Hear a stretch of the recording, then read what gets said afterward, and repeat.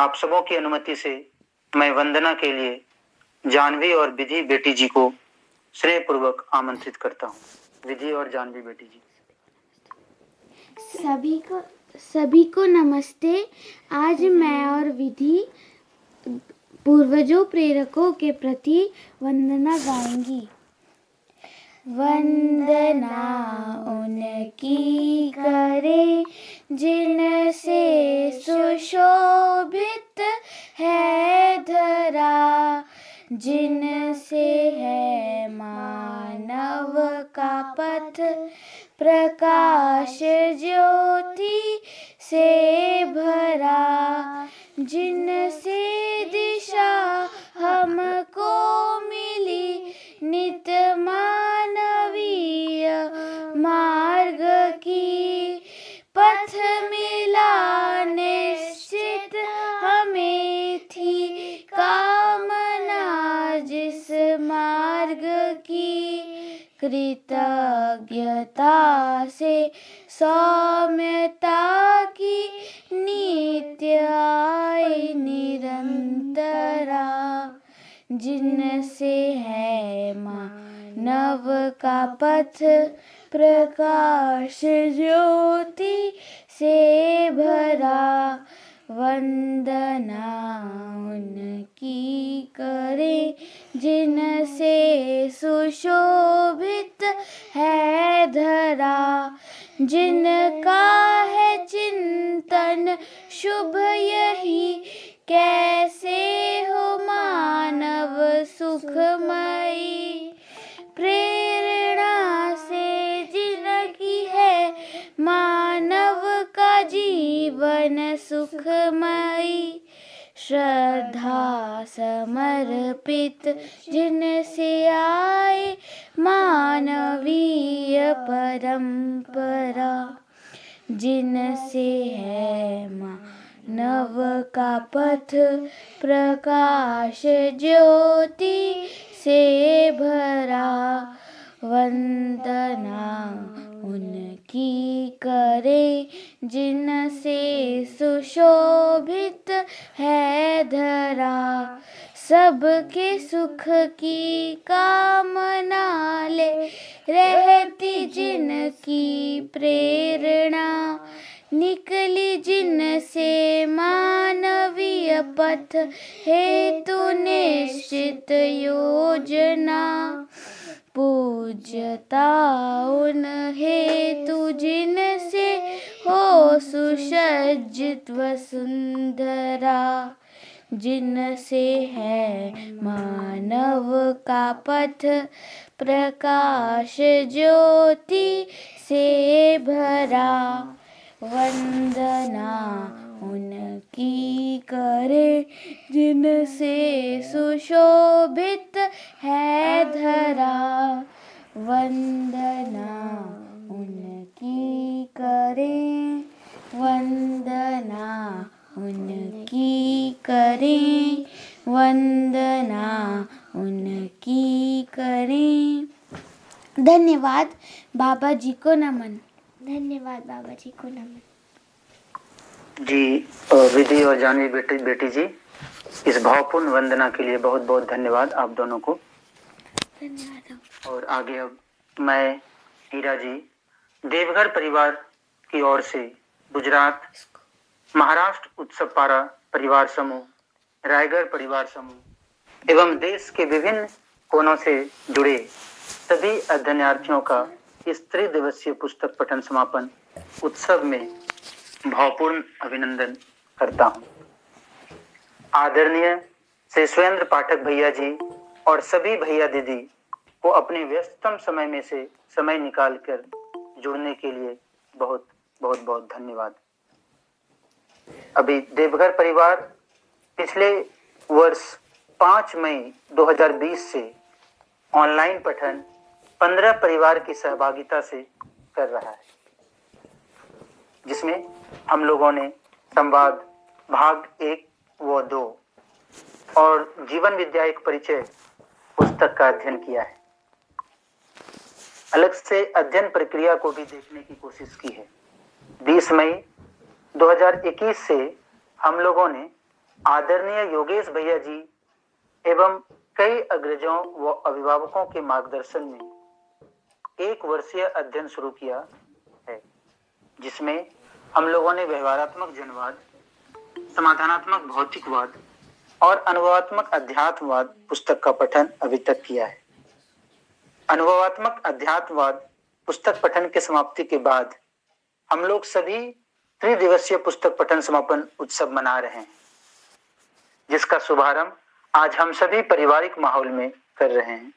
इस रूप में आज का विषय है अनुभवात्मक अध्यात्मवाद और रहस्यमूलक अध्यात्मवाद का तुलनात्मक अध्ययन, जिसकी प्रस्तुति आदरणीय श्री सुरेंद्र पाठक भैया जी के द्वारा होनी है और सत्रांत अभिव्यक्ति सोनाली भारती दीदी जी और धन्यवाद ज्ञापन सह सारांश संदीप भैया जी के द्वारा होनी है।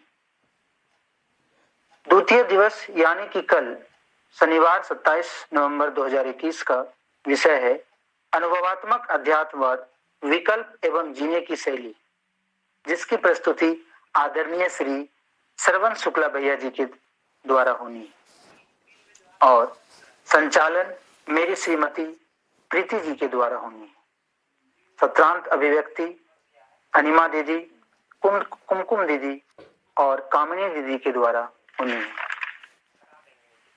तृतीय दिवस यानी रविवार 28 नवंबर 2021 को समापन होना है, जिसका विषय है अनुभवात्मक अध्यात्मवाद की रोशनी में अभ्यास प्रक्रियाएं, जिसकी प्रस्तुति आदरणीय श्री साधन भैया जी के द्वारा होनी है। उस दिन की संचालन जो है वो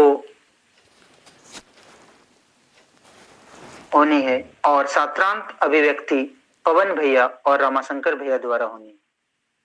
प्रत्येक दिन भैया की प्रस्तुति के उपरांत हम सबों के मन में जो भी जिज्ञासा के रूप में आए तो हम सभी एक एक कर अपने माइक ऑन कर भैया से पूछ सकते हैं या फिर चैट बॉक्स में मैसेज के रूप में डाल सकते हैं, ताकि हम अपने उत्थान के लिए हर्षोल्लास पूर्वक परिवर्तनशीलता का प्रमाण दे सकें।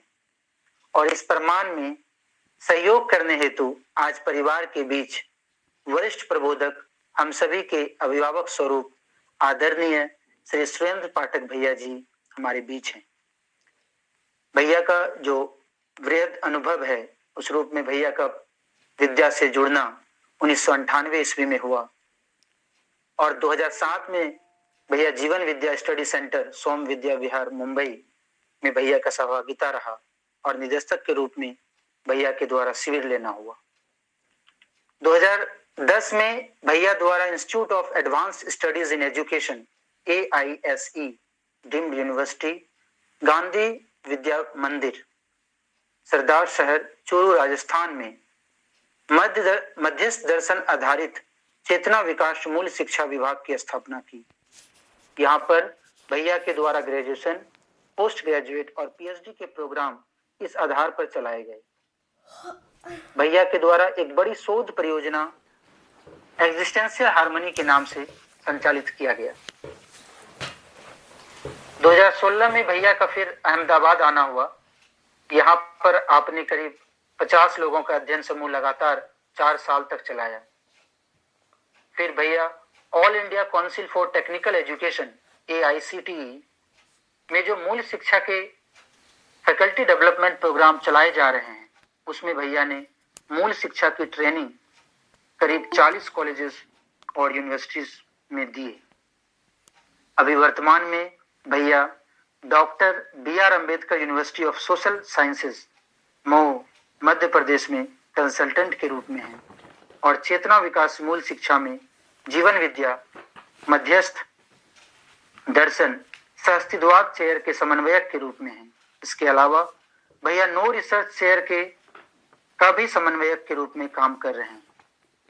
भैया के इस वृहद अनुभव से हम सभी परिवार के सदस्य आज के विषय के मूल उद्देश्य को समझ पाएंगे कि वर्तमान परंपरा में रहस्यमूलक अध्यात्मवाद के आधार पर जीने गए तो हमारे को रहस्य हाथ लगा, जिसके कारण हमारे जीने में संघर्ष हुआ इस अनुभवात्मक अध्यात्मवाद जिसका हम लोगों ने पठन किया है, का हम कैसे तुलनात्मक अध्ययन अपने में कर सकें, जो हमें समझकर जीने में और जागृति में सहयोग कर सके और जीवन अपेक्षा सुनिश्चित हो सके, जिसके लिए सारे प्रयास विगत में भी किया ही गया, परंतु ना मिल पाने के कारण इसे कैसे विकल्प के रूप में देखा जा सके ताकि हमारी शुभापेक्षा पूरी हो सके, हम सभी मानव जाति समाधान युग को परंपरा के रूप में ला सके।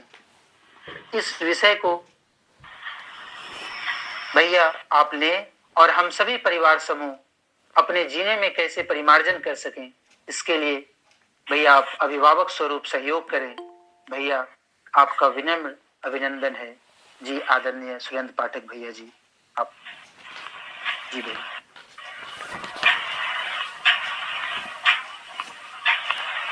आपने रिकॉर्डिंग ऑन कर दिया है ये? जी भैया, रिकॉर्डिंग चल रही है। अच्छा, थैंक यू। आप सभी के सामने में श्रद्धेय नागराज जी ने आदर्शवाद, भौतिकवाद और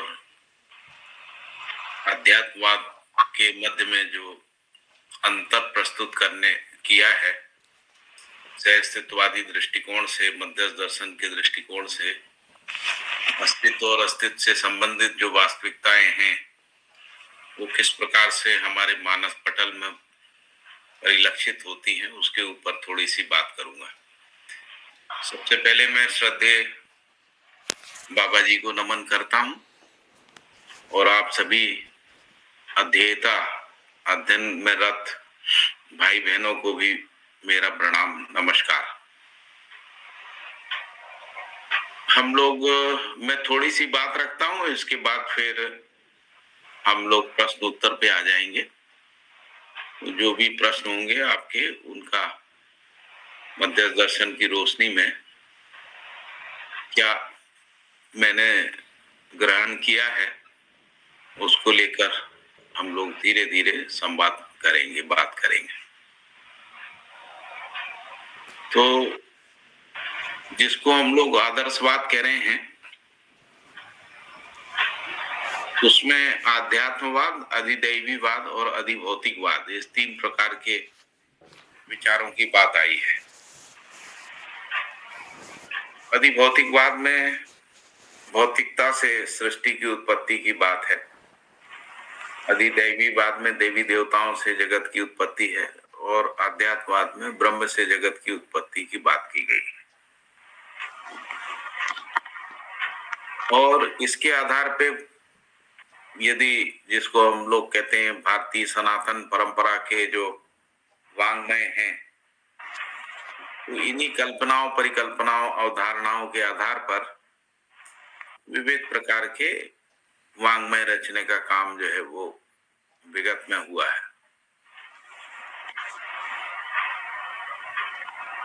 और जैसा श्रद्धेय बाबा जी ने विकल्प में लिखा है कि आदर्शवादी चिंतन विधि से जो मानव का अध्ययन है वो नहीं हो पाया है, और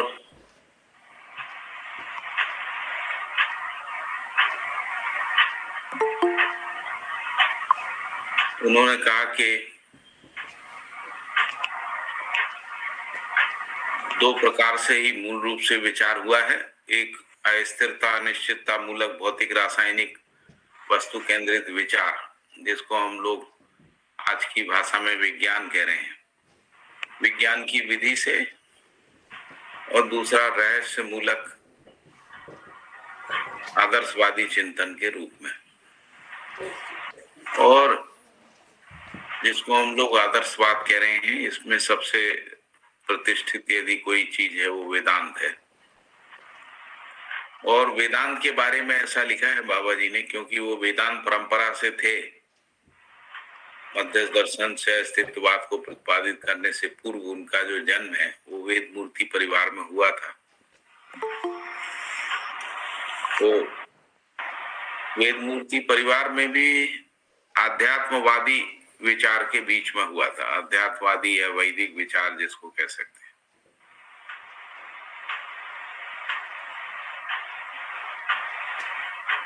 और वेदांत में ज्ञान की जो परिभाषा है वो ब्रह्म सत्य जगत मिथ्या सत्यम ज्ञानम अनंतम ब्रह्म इस रूप में की गई। और ये कहा गया कि ब्रह्म से जीव जगत की उत्पत्ति हुई, जिसको मैंने कहा कि वो अध्यात्मवाद है। अधिदैवीवाद और अधिभौतिकवाद में अवधारणाएं थोड़ी सी भिन्न है। जो भौतिक जगत है उससे भौतिकता से जगत की उत्पत्ति की बात है, और अधिदैवीवाद जो है देवी देवताओं से या मंत्रों से भी जगत की उत्पत्ति या अक्षर से ब्रह्म की से जगत की उत्पत्ति की बात अधिदैवी विचार में की गई।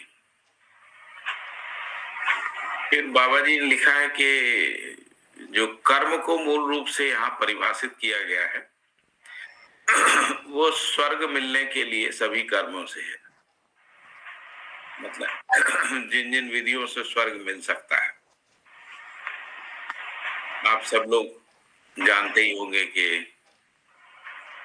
इसके लिए यज्ञ तप दान पुण्य आदि की बात है। और इसी क्रम में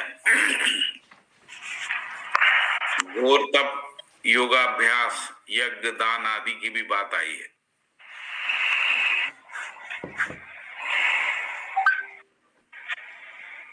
फिर ये कहा कि मनु धर्म शास्त्र में 4 वर्ण जो है और 4 आश्रम की बात है।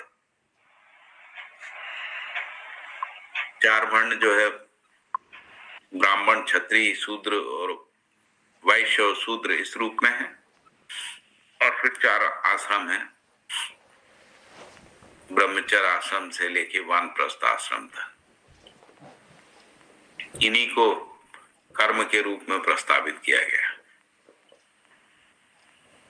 और कर्म कांड के रूप में जन्म से मृत्यु तक 16 प्रकार के कर्मकांड मान हुए हैं, जिसकी थोड़ी बहुत चर्चा जो है वो आध्यात्मवाद जो पुस्तक आप लोगों ने भी जिसका पठन पूरा किया है उसमें आई है।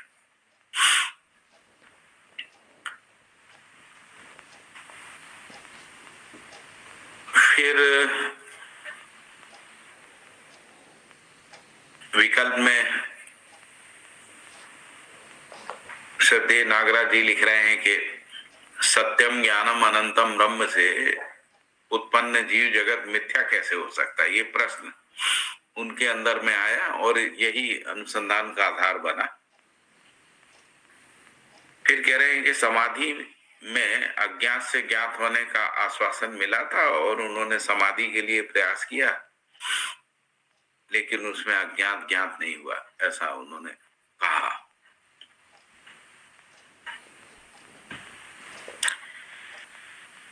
फिर उन्होंने ये भी लिखा है कि रहस्य मूलक ईश्वर केंद्रित चिंतन ज्ञान परंपरा के अनुसार ज्ञान जो है वो अनिर्वचनीय है, जबकि मध्य दर्शन से अस्तित्ववाद के अनुसार जो ज्ञान है, ज्ञान के रूप में जो व्यापक वस्तु है, मध्य दर्शन से अस्तित्ववाद के अध्याय 1 में ज्ञान के बारे में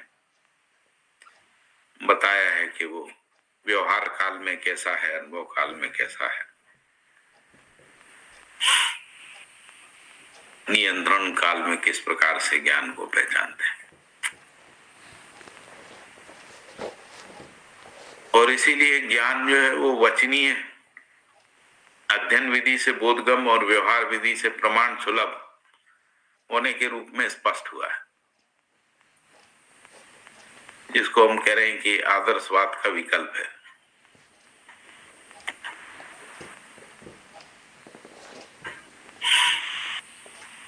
प्रमाण सुलभ व्यवहार विधि।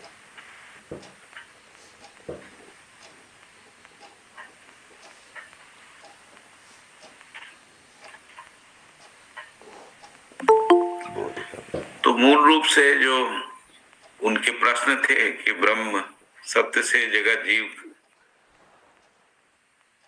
जिसको मिथ्या कहा गया कि उत्पत्ति कैसे है। फिर दूसरा ये कहा गया कि ब्रह्म ही बंधन एवं मोक्ष का कारण है, ऐसा रहस्य मूलक आदर्शवाद में कहा गया। तो प्रश्न है कि ब्रह्म के बारे में कहा गया कि वो सर्वशक्तिमान है, तो फिर ये भी प्रश्न उठता है कि ऐसे शक्तिमान ब्रह्म को बंधन में डालने वाला कौन है? और यदि बंधन में कोई ब्रह्म को बांध सकता है तो उसको बंधन से मुक्त कराने वाला उससे भी ज्यादा शक्तिशाली होना चाहिए। फिर ये है कि ब्रह्म यदि स्वयं ही बंधन में बंधा तो क्यों बंधा भाई, कारण क्या है, ये स्पष्ट नहीं होता है। फिर ये कहा कि आदर्शवाद में शब्द प्रमाण या शब्द का धारक प्रमाण, ये एक मुद्दा नागराज जी के सामने रहा, क्योंकि आदर्शवाद ने शब्द प्रमाण की बात की है, शास्त्र प्रमाण की बात की है और प्रत्यक्ष प्रमाण की बात की है। तो यहाँ पर उन्होंने कहा कि शब्द का प्रमाण शब्द प्रमाण होगा या शब्द को धारक वाहक करने वाला प्रमाण होगा, शास्त्र प्रमाण होगा या शास्त्रों के प्रणेता जो है वो प्रमाण होंगे। तो ये मूल प्रश्न उनके अंदर में चल रहे थे, जिसके लिए उन्होंने समाधि संयम का रास्ता अपनाया।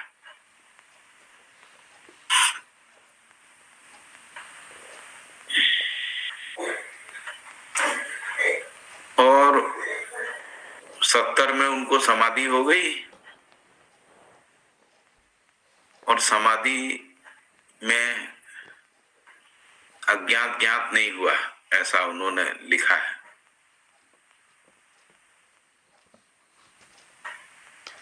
और फिर उन्होंने लिखा कि उन्होंने 2 वर्ष के बाद, समाधि होने के 2 वर्ष बाद जो है वो संयम की साधना की, समाधि ध्यान धारणा क्रम में,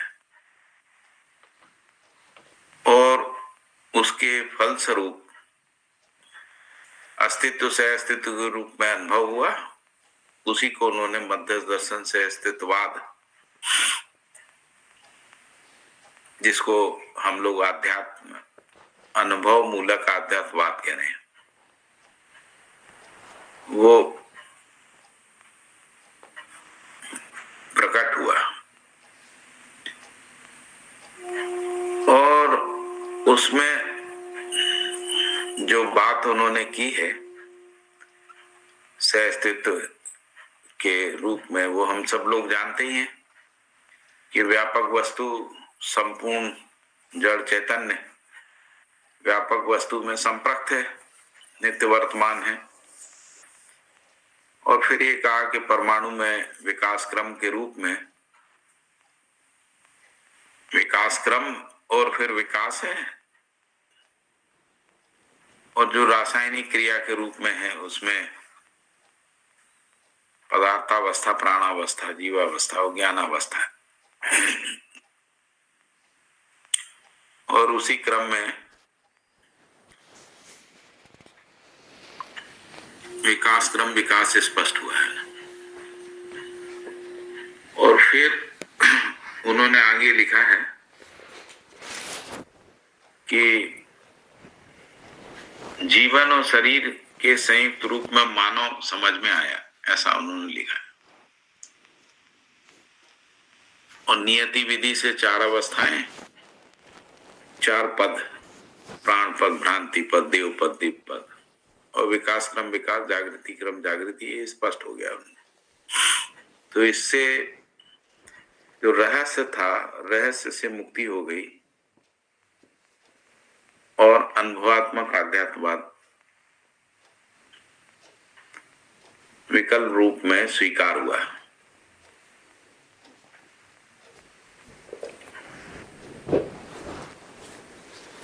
एक बात ये थी जो मैंने कहा कि जो विकल्प में आई थी उसकी बात कर रहे थे।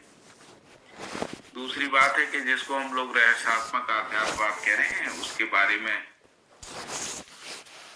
उन्होंने ऐसा लिखा है कि आध्यात्मवादी, अधिदैवीवादी और अधिभौतिकवादी ये 3 प्रकार के विचार रहे हैं। और ये 3 प्रकार के विचारों के मूल में जो अवधारणा है, एक भौतिकता से जगत, जीव जगत की उत्पत्ति, और दूसरा अधिदैवी बाद में देवी देवताओं से जगत की उत्पत्ति, और आध्यात्मवाद में ब्रह्म से जगत की उत्पत्ति। इसकी बात आई है। और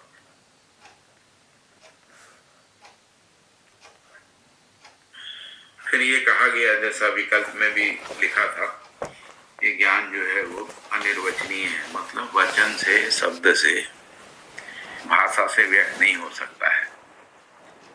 और जिन लोगों ने इसको भाषा से व्यक्त करने का प्रयास किया परंपरा में, जैसे यास्क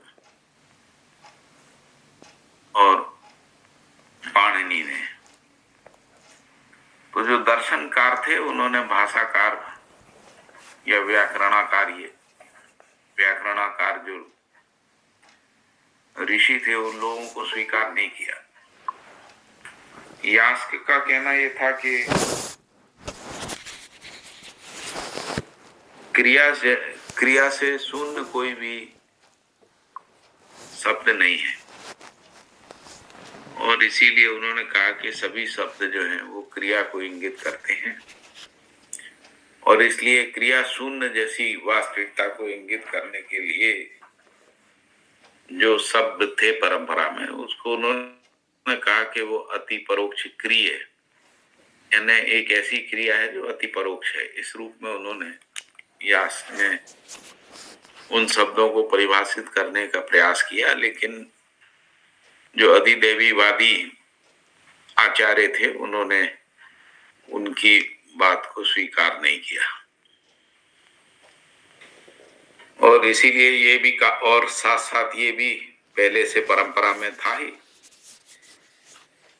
कि जो ब्रह्म जैसी या ईश्वर या देवी देवताओं जैसी जो आध्यात्म के रूप में वास्तविकताएं हैं, जो आस्था विधि से परंपरा में स्वीकारी गई थी,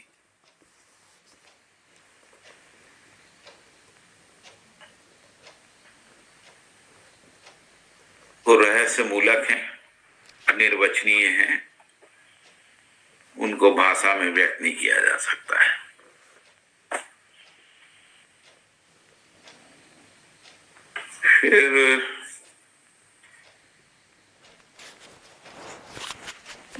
फिर ये भी कहा कि जिससे जिसकी उत्पत्ति हुई है, जैसा ईश्वर, आध्यात्म और देवी देवता के अधीन ही जीव जगत है, ऐसा वाङ्मयों में बोला गया।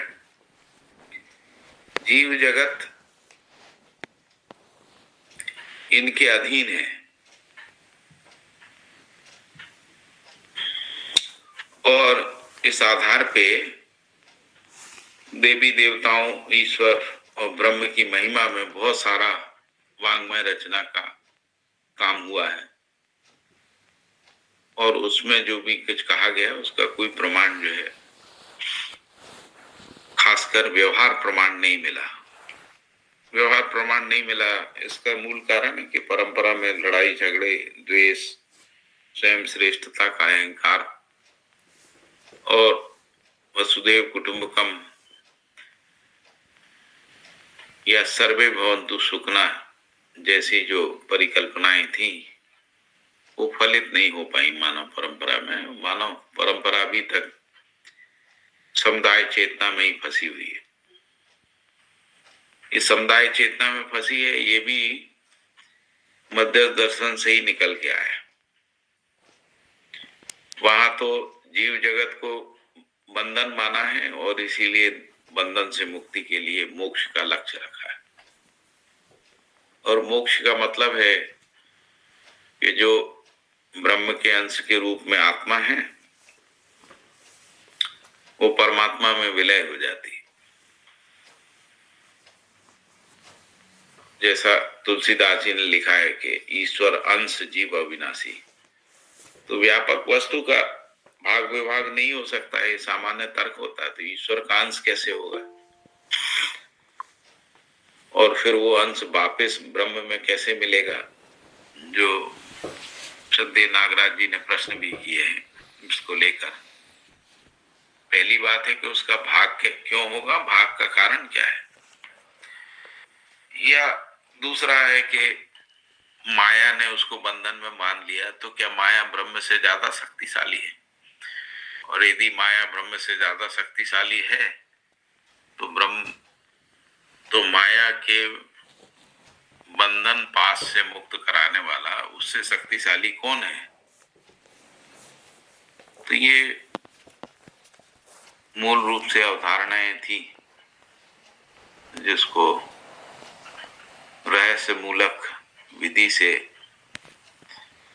और बहुत ही मन को लुभाने वाली विधियों से मोक्ष और स्वर्ग की परिकल्पनाएं जो हैं हमको देखने को मिलती हैं रहस्य मूलक आध्यात्मवाद में। मोक्ष का भी कोई प्रमाण नहीं है, मोक्ष क्या स्थिति है वो भी रहस्य बना रहा।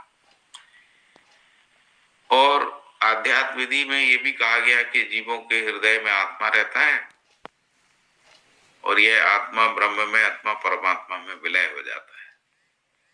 इसके लिए ब्रह्म ज्ञान एकमात्र शरण स्थली है। और मैंने आपसे बताया कि ब्रह्म ज्ञान में वेदांत सर्वाधिक प्रतिष्ठित है। यदि इन तीनों प्रकार के जो वाद हैं, अधिभौतिकवाद, अधिदैवीवाद और आध्यात्मवाद, इनको यदि दर्शन परंपराओं के आधार में देखते हैं तो न्याय, वैशेषिक, सांख्य, ये तीन मूल रूप से अधिभौतिकवादी विचार को व्याख्यायित करते हैं और उसके मूल में है। और अधिदैवीवाद जो है उसमें मीमांसा दर्शन है, जिसको धर्म मीमांसा भी कहते हैं। धर्म मीमांसा में देवी देवताओं से जगत की उत्पत्ति की बात हुई है, जैसा दुर्गा सप्तशती में भी आप लोग पढ़ते ही होंगे। इसका कोई प्रमाण नहीं है, इसलिए हम लोग ये कह सकते हैं कि अथॉरिटेरियन स्टेटमेंट है। फिर ये जो जीव जगत है वो देवी देवताओं में विलय हो जाता है, इसका भी कोई प्रमाण नहीं है।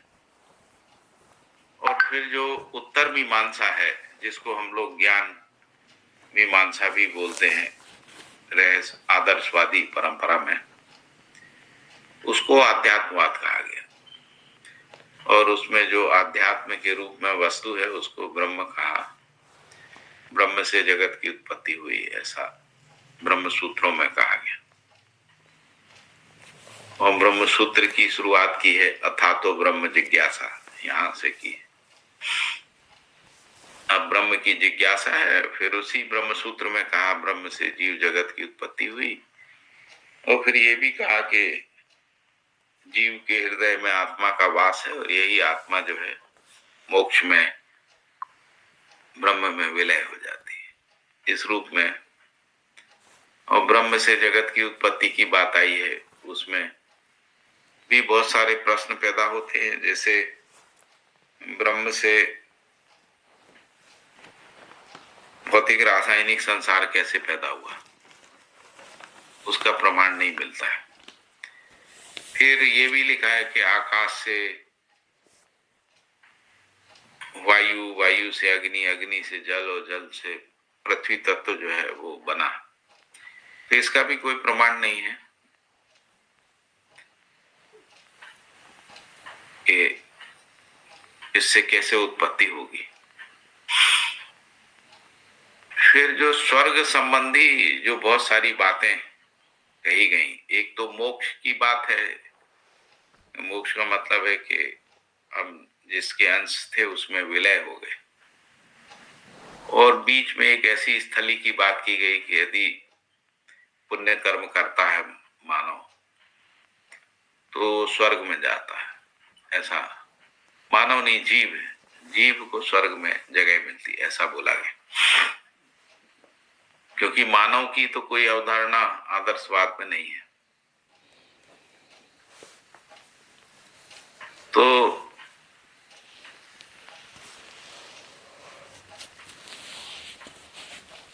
जो भौतिकवाद आया और जो भौतिकवादी अनुसंधान के रूप में विज्ञान का प्रचार प्रसार हुआ, शोध अनुसंधान हुआ, उसमें जिन स्थलियों को स्वर्ग कह रहे थे, ऐसी कोई स्थली मानव को ज्ञात नहीं हो पाई है अभी तक।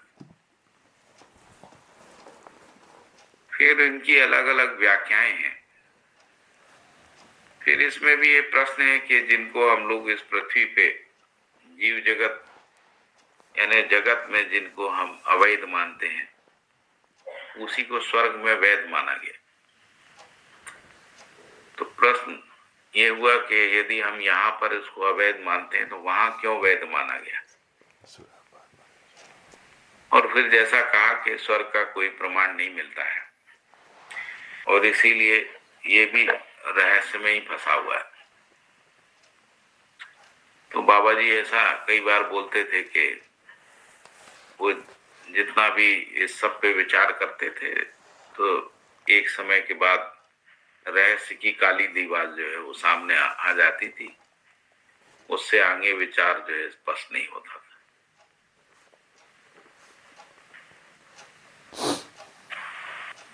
फिर स्वर्ग तक पहुंचने की या मोक्ष तक पहुंचने की साधनाओं का बहुत सारा उल्लेख हमको मिलता है, जिसमें यज्ञ तप दान पुण्य आदि तो है ही, ध्यान स्मरण आदि को भी पुण्य का स्रोत माना गया है। और इसके साथ जो आचार्य गुरु सिद्ध आदि हैं, उनकी सेवा करने से, उनको दान अर्पित करने से, उनका कीर्तन आदि करने से भी पुण्य मिलता है। और कुछ कुछ जगह पे जीव दया, पशु पक्षियों के साथ दया करने की विधि को भी कहा कि पुण्य है। और मन को साफ करना है, चित्त को स्थिर करना है, चित्त निरोध करना है, इस रूप में साधना पद्धतियों का उल्लेख है, जैसा पतंजलि योग सूत्र में भी हमको मिलता है, चित्तस्य वृत्ति निरोधा योगा। और ऐसा करने से मोक्ष तक पहुंचा जा सकता है, समाधि को पाया जा सकता है। लेकिन इसका कोई व्यवहार या आचरण प्रमाण जो है वो देखने को नहीं मिलता है। और जैसा आचार्य गुरु और देवी देवताओं का आचरण की जो व्याख्या में वांग्मय लिखे गए हैं, वैसा आचरण जन सुलभ या सर्व सुलभ नहीं हो पाया है। और इसीलिए हम लोग ये कह रहे हैं कि ये आदर्श पुरुष है।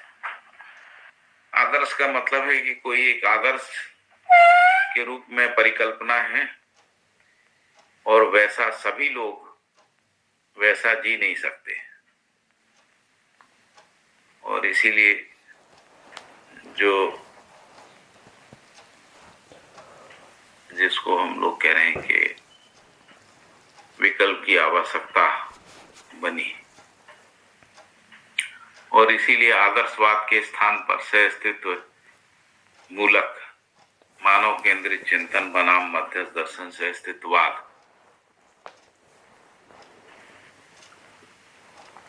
का एक क्रम विकल्पात्मक रूप से श्रद्धेय नागराज जी ने प्रतिपादित किया है।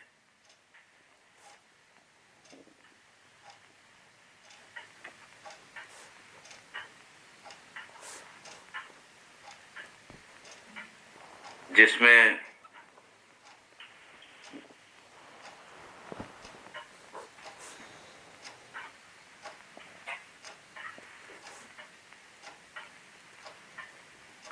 उन्होंने बहुत सारे विकल्पों की भी बात की है। शिक्षा में विकल्प, व्यवस्था में विकल्प, साधना में विकल्प, अध्ययन का विकल्प, बाद में उत्पादन में विकल्प, इस तरीके से विकल्पात्मक रूप से मध्य दर्शन से स्थित बात को उन्होंने प्रतिपादित किया। और जो प्रतिपादन किया गया है उस प्रतिपादन को अध्ययन करने पे ये स्पष्ट होता है कि ये जीने में प्रमाणित होने लायक प्रतिपादन है।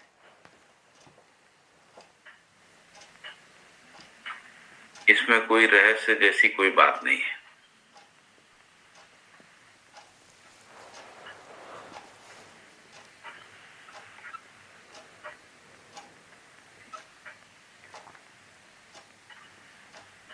क्योंकि अस्तित्व से अस्तित्व है और अस्तित्व से अस्तित्व के रूप में व्यापक वस्तु अनुभवगम्य है और जो भौतिक रासायनिक संसार है जिसको अपन क्रिया संसार भी कह सकते हैं, तो क्रियाओं का दर्शन हो सकता है, यानी उनका विश्लेषण हो सकता है, उनकी विवेचना हो सकती है और व्याख्या हो सकती है। तो इस प्रकार से दर्शन और अनुभूति के रूप में अनुभवात्मक आध्यात्मवाद प्रतिपादित किया गया है। तो मुझे लगता है कि मोटा मोटा मैंने कुछ एक अंतर आपके सामने रखा है। अब यदि आप, ऐसा मुझे जानकारी है कि आप सभी लोगों ने अनुभवात्मक आध्यात्मवाद का अध्ययन कर लिया है और शायद बाकी सब वादों का भी अध्ययन कर लिया है, तो आपके कोई प्रश्न है तो मैं उस पे बात कर सकता हूँ।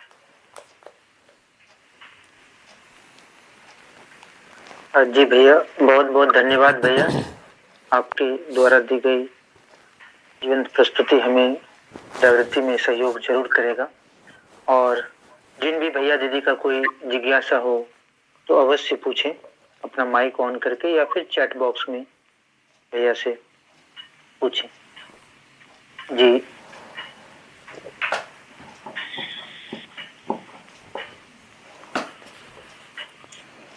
मैं 1 मिनट थोड़ा पानी लेके आता हूँ, फिर अपन बात करते हैं। तब तक आप प्रश्न पे विचार कर लीजिए।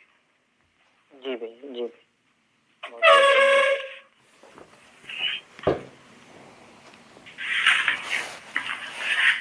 किन्हीं भी भैया दीदी का कोई भी प्रश्न हो तो भैया से आप पूछ सकते हैं, ताकि हम लोगों के समझ में बढ़ोतरी हो, इसमें सहायक हो सके।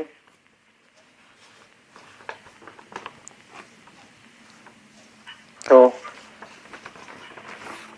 अभी हम लोगों के पास समय है ताकि हम लोग सोच सकें, अपने में विचार कर सकें कि जो भी भैया के द्वारा कहा गया और जो हम लोगों ने पठन अध्ययन में अपने अंदर आए कुछ प्रश्न, जिज्ञासा, उसको हम भैया से पूछकर और अपने जीने में वो किस रूप में आ सके, सूचना के रूप में तो काफी कुछ आया ही, इस अर्थ में हम लोग भैया से पूछ सकें।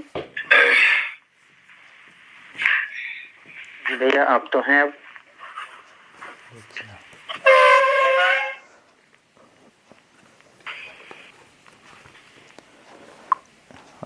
भैया, जो अवधारणाएं आदर्शवाद में आई हैं, उन सभी अवधारणाओं के मूल में आधार क्या रहा है, कैसे वो बनी है?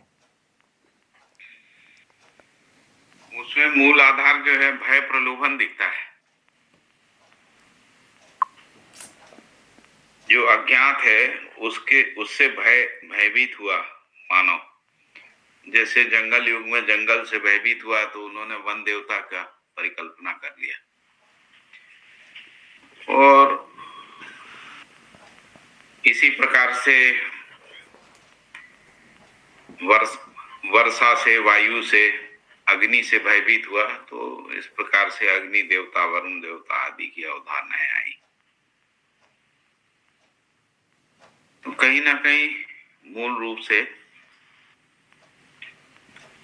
क्योंकि जीवन में जागृति का क्रम है, क्योंकि जीवन जो है विकास क्रम पूर्वक गठन पूर्ण परमाणु के रूप में संक्रमित हुआ है, तो इसलिए उसमें प्रेरणा तो है ही, जागृति का प्रेरणा है, और जागृति तृप्त नहीं हुई।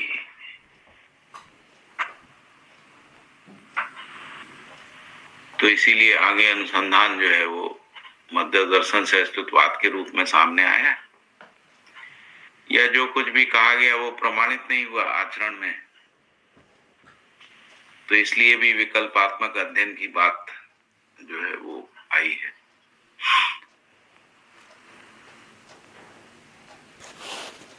तो मुझे कुछ प्रश्न आपने भेजे थे, उन प्रश्नों में से एक प्रश्न ये भी है कि केवल स्थिति का क्या मतलब है ना।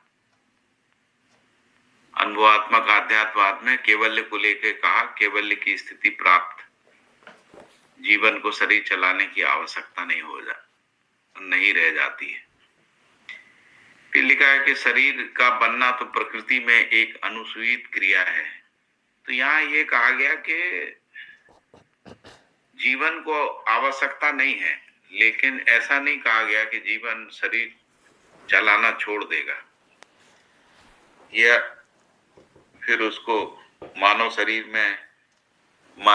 में आना संभव नहीं है, ऐसा नहीं कहा। ये कहा कि आवश्यकता नहीं है, यदि जीवन चाहे तो वो शरीर चला सकता है। और बहुत सारे जीवन जो हैं वो मानव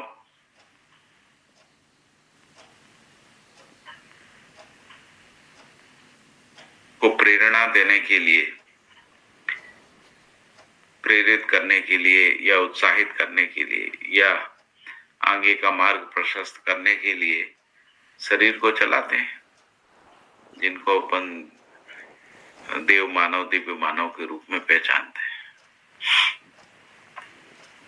तो यहाँ पर केवल्य का मतलब ये नहीं है कि शरीर लेना समाप्त हो जाता है, जैसा आदर्शवाद में कहा गया कि जन्म मरण से मुक्ति मिल जाती है, ऐसा कहा। ना जन्म है ना मरण है, ऐसा उससे मुक्ति मिल जाती है जीव को।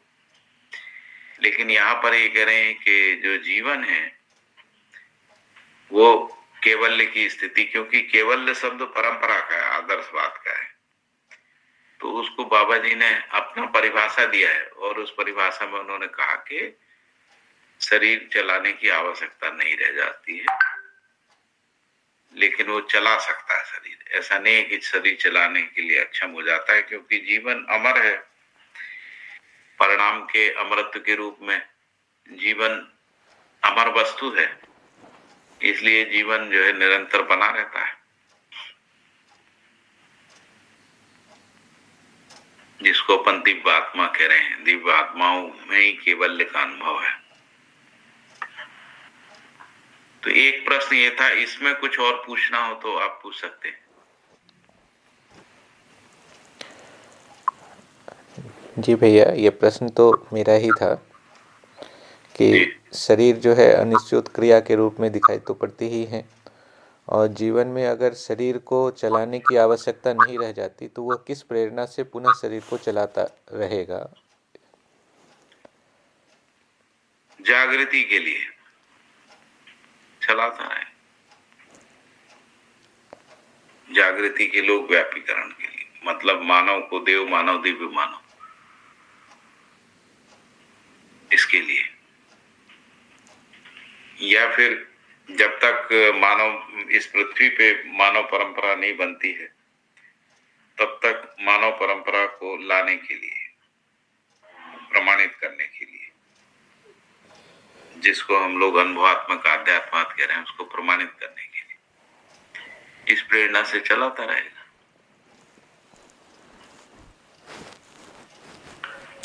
ठीक है जी भैया। हेलो हेलो, जी बोलिए। हाँ भैया, नमस्कार भैया। जी नमस्ते भैया। मेरा एक प्रश्न था भैया जी जी, जैसा कि कर्म दर्शन, उपासना नामक अध्याय में बाबा जी ने अशरीर जीवन, जो भ्रमित मानव शरीर त्याग के अनंतर भूत प्रेत के रूप में गणित होते हैं, और उसके विचरण क्षेत्र का भी उल्लेख किया है। तो मेरा प्रश्न ये, जिज्ञासा ये बन रहा है कि क्या ऐसे जीवन शरीरधारी जीवन को तंग करते हैं और या फिर सहयोग कर सकते हैं, और तंग करते हैं तो कैसे, किस प्रकार से, मतलब उसका कुछ ये नहीं दिखता, मतलब। और कुछ एक दो मित्र ऐसे बताते हैं कि हम परेशान हैं ऐसे अशरीरी जीवन से, भूत प्रेत से। तो इस प्रकार से जिज्ञासा बन रहा है भैया, इसका कैसे, मतलब इसको कैसे समझा जाए? तो पहली बात आपने ये कही कि उनके विचरण के बारे में कहा गया, तो क्योंकि भ्रमित जीवन में भौतिकता के प्रति आसक्ति रहती है, इसलिए उनका जो विचरण क्षेत्र है वो भौतिकता के सीमा में ही रहता है। दूसरी बात है कि ऐसे जीवन जो है वो परेशान कर सकते हैं। तो ऐसा सुनने में आता है कि लोग, जैसा आप भी कह रहे हैं कि सुनने में आता है, लेकिन यदि कोई व्यक्ति अध्ययन कर लेता है और स्वयं को जीवन रूप में स्वीकार कर लेता है, उस स्थिति में दूसरा जो जीवन है वो प्रभावित नहीं कर सकता है, ऐसा मुझे समझ में आता है। जो भ्रमित जीवन है वो भ्रमित जीवन को प्रभावित कर सकता है। जो जागृत जीवन है या जागृति क्रम में जो जीवन है, जैसे जो ऊपर की चेतना है वो नीचे की चेतना को नियंत्रण में रखती है। जैसे मानव जो है वो जीव संसार को नियंत्रित करने और भ्रमित मानव को नियंत्रित करने की क्षमता के साथ ही होता है। तो इसीलिए जो जिनमें जागृति है उनको फिर भ्रमित जीवन उनके समक्ष नियंत्रित ही रहते हैं। तो इस रूप में मुझे तो इस रूप में स्पष्ट होता है। और कुछ आप इसमें जोड़ना चाहते हैं, बताइए, कुछ और प्रश्न जोड़ना चाहते हैं?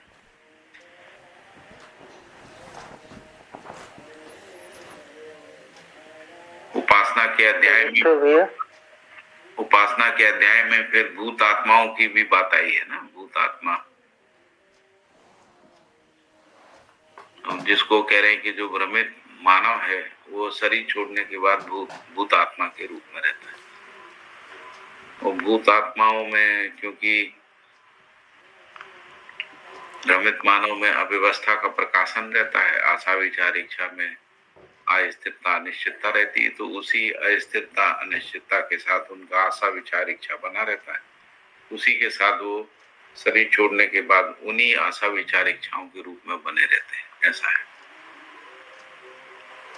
हाँ भैया, इसमें जो देवी देवता का पूजन है विभिन्न मठ मंदिरों में, तो उसको क्या कैसे देखें, मतलब वो क्या सहयोगी है? उसमें क्या है कि जीवन स्वीकार्य रहता है। जैसे मैं स्वीकार्य रहता हूँ कि मैं देवी के पास जाऊंगा तो मेरे अंदर अच्छा होने लगेगा। आस्था विधि से उसका प्रभाव एक तात्कालिक और अल्प अवधि के लिए होता है, उसका निरंतर प्रभाव नहीं रहता है। तो मेरी अपनी स्वीकृति रहती है कि जैसे गुरु का आशीर्वाद मिल जाएगा तो मेरी समस्याएं खत्म हो जाएंगी। यदि मैं फलाने तीर्थाटन कराऊंगा तो मेरी समस्याएं कम हो जाएंगी, ऐसा मेरा दुख दूर हो जाएगा। ज्यादातर लोग जो मंदिरों में देवी देवताओं के स्थानों पे जो मान्यता के रूप में आदर्शवाद में है, तो आस्थावश ही जाते हैं। आस्थावश उनके अंदर उन जीवन में या उन भ्रमित मानवों में ये स्वीकृति रहती है कि वो जाएंगे तो छूट जाएंगे, ऐसा रहता है। तो उन अपनी स्वीकृति बस ही उनकी गति होती है ना। तो यदि किसी की स्वीकृति नहीं होती, जैसे मुसलमान का हिंदू देवी देवताओं से स्वीकृति नहीं है, तो उनको कुछ नहीं होता, वो तो मूर्तियों को तोड़ भी देते हैं तब भी कुछ नहीं होता है ना। ऐसा है। जैसे हिंदू भी यदि मस्जिद में जाएगा तो उसको वो फीलिंग नहीं आती है जो उसको मंदिर में आती है। तो अपनी स्वीकृति ही जो है वो कोई मनोवैज्ञानिक प्रभाव को पैदा करती है, ऐसा समझ में आता है। हाँ जी, आगे कुछ आप कह रहे थे। प्रणाम भैया जी, रायपुर से मैं गौरी जी। सभी को नमस्ते।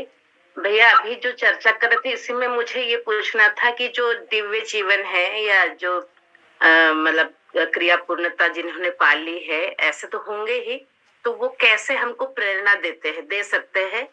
और दूसरा इससे से जुड़ा एक क्वेश्चन ये था कि जब परिवार में कोई अपना शरीर छोड़ते हैं तो मतलब कोई भी जीवन कैसे निर्णय लेता है कि मुझे किस परिवार में जन्म लेना है या किस माँ के गर्भ से जन्म लेना है, इसका भी कुछ वो है क्या? जैसे कई बोलते कि हाँ मुझे इनके घर में आना है बेटी बन के या ऐसा कुछ, तो इसको इसमें कैसे देखा है अपने मध्य दर्शन में? मुझे जो समझ में आया है वो ये है कि जो जहां जिसकी आसक्ति होती है वहीं उसकी गति होती है। ऐसा तो उसी आधार पे जीवन अस्तित्व सहज विधि से गति करता है। जैसे किसी की किसी कुल में आसक्ति होती है तो उस कुल में ही जीवन का गति होता है। किसी का किसी प्रवृत्ति में आसक्ति होती है, उस प्रवृत्ति के बीच में ही वो जन्म लेता है। ऐसा है। तो जो गति है वो आसक्ति के अनुसार है। जो अस्तित्व सहज है, भ्रमित मानव तो निर्णय नहीं ले सकता है, लेकिन केवल जागृत मानव जिसको हम लोग दिव्य आत्माएं कह रहे हैं, उसके बारे में बाबा जी ने कहा है कि वो निर्णय ले सकते हैं कि उनको कहाँ जन्म लेना है, क्योंकि वो स्वतंत्र हैं, इसलिए जन्म लेने की स्वतंत्रता है। और वो यदि निर्णय लेते होंगे तो जागृति के लिए कैसे सबसे ज्यादा कहाँ जन्म लेने से जागृति के लिए स्रोत बन सकते हैं, उस अर्थ में ही निर्णय लेते होंगे, ऐसा समझ में आता है। ये ठीक है? आपको ठीक लग रहा है? जी भैया जी, ये तो ठीक है। एक क्वेश्चन जो था ना कि जो जागृत जीवन कैसे अपने को सहयोग करते हैं, ऐसा कुछ है क्या इसमें दर्शन में, मध्य दर्शन में क्या कहा है? प्रेरणाएं हमको देते हैं क्या, ऐसा कुछ है? यदि हम सही के अर्थ में, व्यवस्था के अर्थ में करते हैं तो ऐसे कुछ योग संयोग के रूप में, किस रूप में कोई योगदान रहता है क्या इन लोगों का? प्रेरणा तो अस्तित्व में बनी ही रहती है हमेशा। तो जब हम अस्तित्व सहज वास्तविकताओं को स्मरण करते हैं तो हम प्रेरणाओं के साथ जुड़ जाते हैं। और जो स्मरण है वो जागृत मानव का ही करते हैं। जागृत मानव के आचरण का, व्यवहार का स्मरण करते हैं तो हम अस्तित्व में जो प्रेरणा है, व्यापक वस्तु के रूप में, जो व्यापकता के रूप में जो प्रेरणा है, उस प्रेरणा से जुड़ जाते हैं, वो प्रेरणा ग्रहण करने लगते हैं। तो यदि जागृत मानव का आचरण सामने नहीं है, जागृत मानव के वांग्मय या उसकी अभिव्यक्ति सामने नहीं है, तो प्रेरणा कैसे ग्रहण करेंगे, है ना? क्योंकि प्रेरणा को ग्रहण करने की क्षमता भी तो होना चाहिए। पहले क्षमता होती है, फिर पात्रता होती है, फिर योग्यता आती है ना। तो क्षमता तो है जीवन में, लेकिन पात्रता नहीं आई है। तो प्रेरणा ग्रहण करने के लिए जो जागृत मानव है या जो जागृति है, उसका स्मरण करना पड़ता है, उसका अनुसरण करना पड़ता है, अनुगमन करना पड़ता है, तभी हम प्रेरणा ग्रहण कर सकते हैं। तो जैसे मान लीजिए कि कोई जागृत जीवन है, जागृत मानव है जिसने शरीर त्याग दिया है, तो अभी आपका प्रश्न है कि उनसे प्रेरणा कैसे ग्रहण करेंगे। तो जब वो शरीर रूप में थे, उनके आचरण को हमने देखा है, सुना है, वाङ्मय में पढ़ा है, तो उसका अध्ययन करने से, उसका स्मरण करने से, उस पे चर्चा संवाद करने से ही प्रेरणा जो है वो ग्रहण होती है। यदि हम अध्ययन नहीं करते हैं, स्मरण नहीं करते हैं, चर्चा नहीं करते हैं उनके आचरण के बारे में या उनके व्यवहार पे, या जो उनकी जागृतिपूर्ण अभिव्यक्ति है उनको स्मरण नहीं करते हैं, तो कोई भी जागृत जीवन जो है किसी भी भ्रमित जीवन को प्रेरित नहीं कर सकता है। ठीक है, ये समझ में आया आपको? जी भैया जी, बहुत बहुत धन्यवाद जी। और कोई प्रश्न है? भैया मैं कृष्ण देवघर से बोल रहा हूँ जी। एक प्रश्न उठता है भैया कि जैसे आदर्शवाद, ईश्वरवाद या राष्ट्रवाद उसको कह सकते हैं, उसका प्रमाण नहीं मिला तो लोग बोलता है कि चलो ये ठीक नहीं है, प्रमाण नहीं मिला। राष्ट्रवाद का भी कोई प्रमाण नहीं मिला, ईश्वरवाद का। और बाबा ने अनुभव मूलक विधि से एक विकल्प के रूप में प्रस्तुत किया दर्शन को। तो भैया समय तो इसका भी बहुत दिन हो चुका है। मैं कोई प्रश्न खड़ा कर रहा हूँ दर्शन पर, ऐसा नहीं है मेरा विचार भैया। मैं ये कह रहा हूँ कि इसका भी तो प्रमाण भैया नहीं मिल पा रहा है, तो कितना समय लगेगा कि ये प्रमाणित हो जाए? क्योंकि बाबा ने अनुभव मूलक विधि से प्रमाणित किया अपने आप को, तो ये अनुभवगामी विधि से भैया अभी तक कोई ऐसा प्रमाण नहीं मिल पा रहा है कि ये विकल्प रूप में सही रूप से उतर रहा है। ये लगता तो है कि अस्तित्व से अस्तित्व, हरि की इकाई की क्रिया, मतलब हरि की इकाई में क्रिया है, उसका फल परिणाम है। तो भैया इसको कैसे देखेगा आगे चल के हमारे आने वाला पीढ़ी? हो सकता है हम सभी जागृति क्रम में है, मान लेते हैं, लेकिन ये प्रमाण के रूप में भी प्रस्तुत नहीं हो पा रहा है। इस पर भैया आगे चल के प्रश्न खड़ा नहीं होगा क्या? क्या प्रमाणित नहीं हो पा रहा है? प्रश्न है क्या ब्रह्म हो रहा है कि अस्तित्व सा अस्तित्व है, हर एक इकाई जो है ना, मतलब ऊर्जित है, मतलब ये डूबा हुआ है, भींगा हुआ है, गिरा हुआ है, ये भैया है। लेकिन ये अनुभव के बाद ही सब कुछ प्रमाणित होता है। तो इतने दिनों के बाद भैया क्या इस टाइप का कोई प्रमाण मतलब प्रस्तुत हो जाए, ऐसा परंपरा नहीं बन पा रहा है।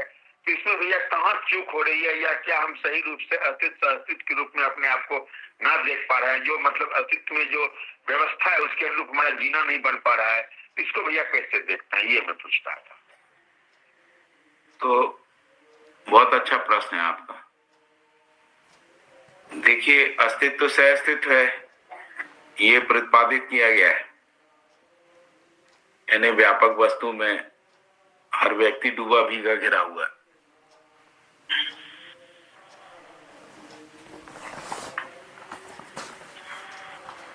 तो इससे पूर्व जो ब्रह्म की बात की थी उसमें व्यापक वस्तु जो है उसका व्यवहार प्रमाण नहीं था, इसलिए व्यवहार कम व्याख्याएं नहीं थी, विश्लेषण नहीं था, प्रतिपादन नहीं था। अभी ब्रह्म नाम की जो वस्तु है वो अध्ययन गम्य है, ये स्पष्ट होता है। प्रकृति का अध्ययन जो है विकास क्रम विकास के रूप में स्पष्ट होता है। जो पहले रहस्य था, ब्रह्म रहस्य था, ईश्वर रहस्य था और प्रकृति भी रहस्य थी। प्रकृति की उत्पत्ति के बारे में भी ये कहा गया कि वो ब्रह्म से उसकी उत्पत्ति नहीं है, इसलिए उस रहस्य से मुक्ति मिल गई है।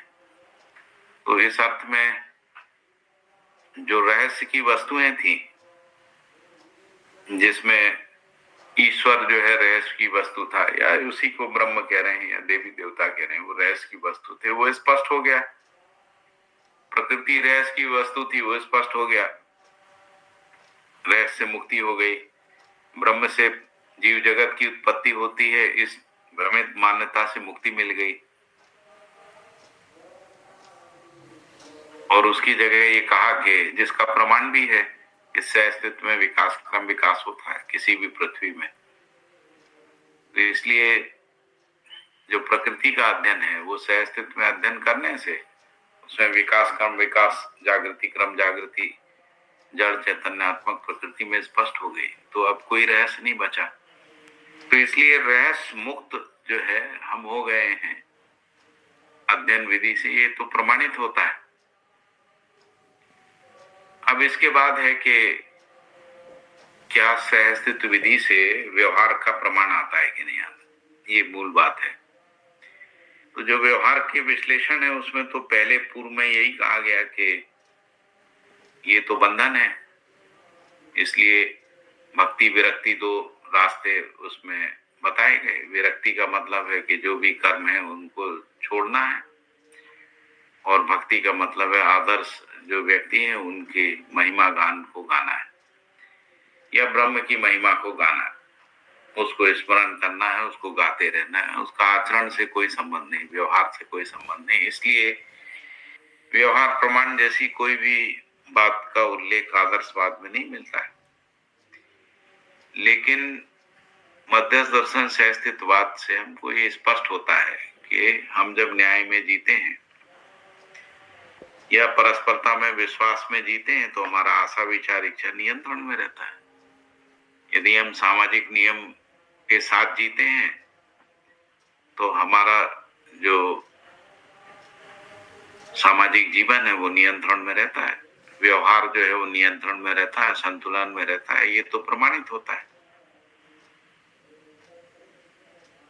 जैसे यदि हम संबंध को स्वीकारते हैं और संबंध में न्यायपूर्ण संबंध निर्वाह निरंतरता के रूप में जीते हैं तो परस्परता में विश्वास बनता है।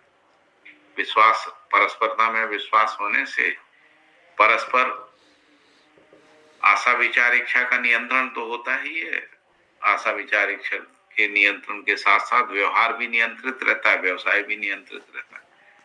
तो इस रूप में सहअस्तित्व का प्रमाण हर व्यक्ति अपने में अध्ययन कर सकता है और सहअस्तित्व के प्रमाण के रूप में जो जागृति है उसको पहचान सकता है। पहचान सकता है तो उसकी शिक्षा हो सकती है, अध्ययन होता है तो शिक्षा होती है, शिक्षा होती है तो आचरण में आता है, आचरण में आता है तो व्यवस्था की ओर गति होती है। तो इसलिए ये जो ऐसा कुछ लोगों का सोचना है कि इसको इतना साल हो गया इसका कोई प्रमाण नहीं आया, तो मुझे तो ऐसा कोई भी बिंदु नहीं दिखता है जिसका कोई प्रमाण नहीं आया। जैसे जो अज्ञात था वो ज्ञात हो गया, इस रूप में प्रमाण आया कि जिसको परंपरा अज्ञात मानती थी, अनिर्वचनीय मानती थी, वो वचनीय हो गया और उसको समझा जा सकता है, समझाया जा सकता है। ये एक प्रमाण आ गया। दूसरा प्रमाण ये आ गया कि सहअस्तित्ववादी विधि से जिया जा सकता है, ये प्रमाण आ गया। तीसरा ये प्रमाण आ गया कि नियम न्याय धर्म सत्य के रूप में हम जीते हैं तो हम नियंत्रित संतुलित निश्चित आचरण में रहते हैं। ये एक प्रमाण आ गया जिसको व्यवहार का प्रमाण कहते हैं। इस व्यवहार के प्रमाण को हर अध्येता अपने में अध्ययन कर सकता है, अपने परिवार में अध्ययन कर सकता है, परिवारों की परस्परता में अध्ययन कर सकता है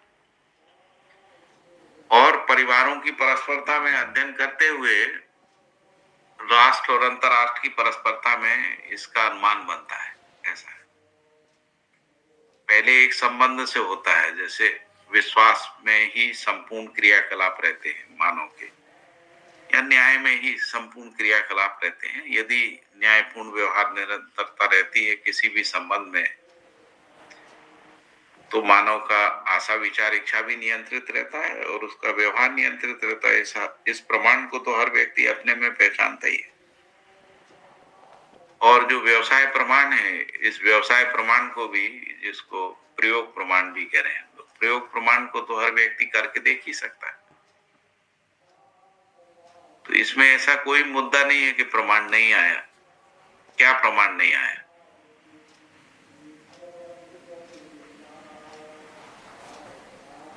बताइए कौन सा ऐसा प्रमाण है जो नहीं आया? क्या हम लोग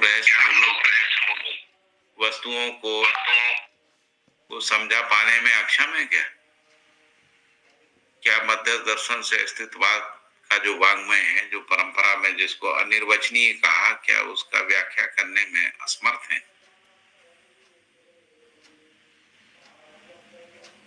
जी बताइए। हाँ भैया, बहुत बहुत धन्यवाद भैया। कुछ बातें तो रूप में मैं ऐसा मतलब सोच पा रहा था कि परंपरा के रूप में प्रमाण नहीं आ पा रहा, ये मैं कह रहा था।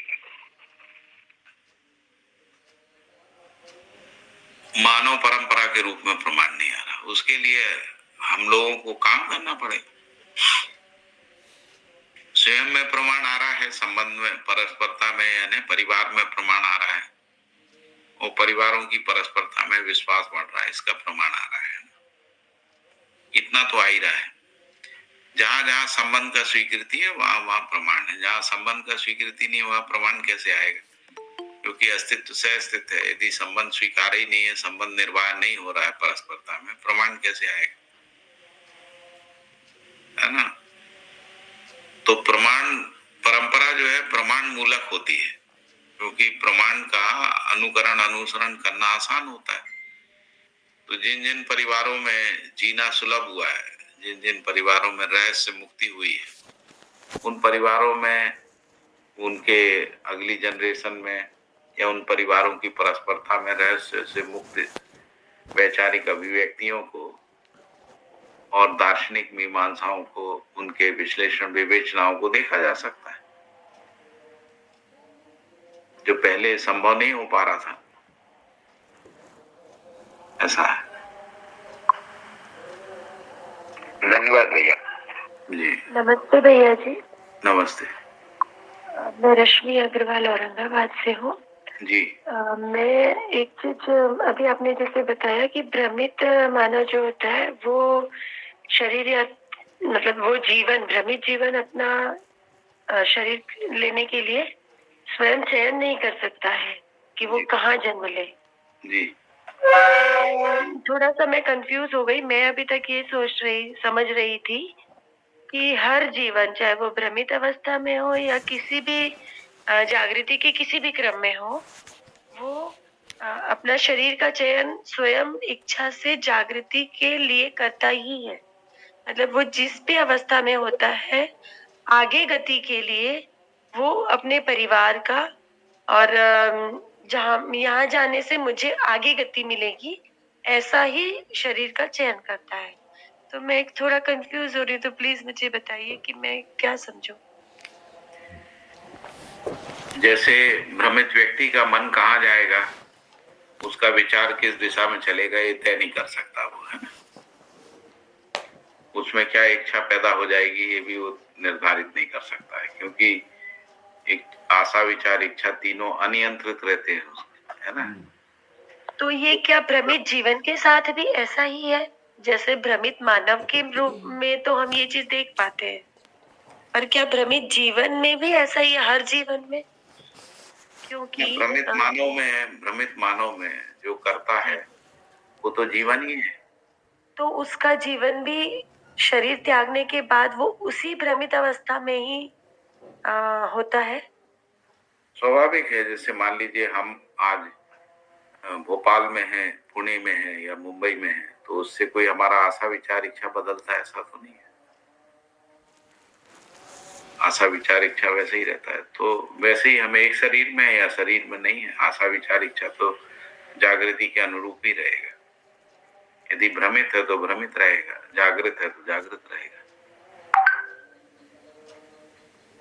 मतलब हम जिस स्टेज पे अभी अपने जीवन को त्यागेंगे, शरीर को त्यागेंगे, सॉरी, हाँ, तो वो ही हमारे साथ आगे हम उसी स्टेज पे रहेंगे। तो वही संस्कार, जो भी संस्कार है, जी जी। यदि कुसंस्कार है तो कुसंस्कार के साथ रहेंगे। स्मृतियां विलोपित हो जाएंगी, लेकिन संस्कार विलोपित नहीं होता है, संस्कार तो बना रहता है।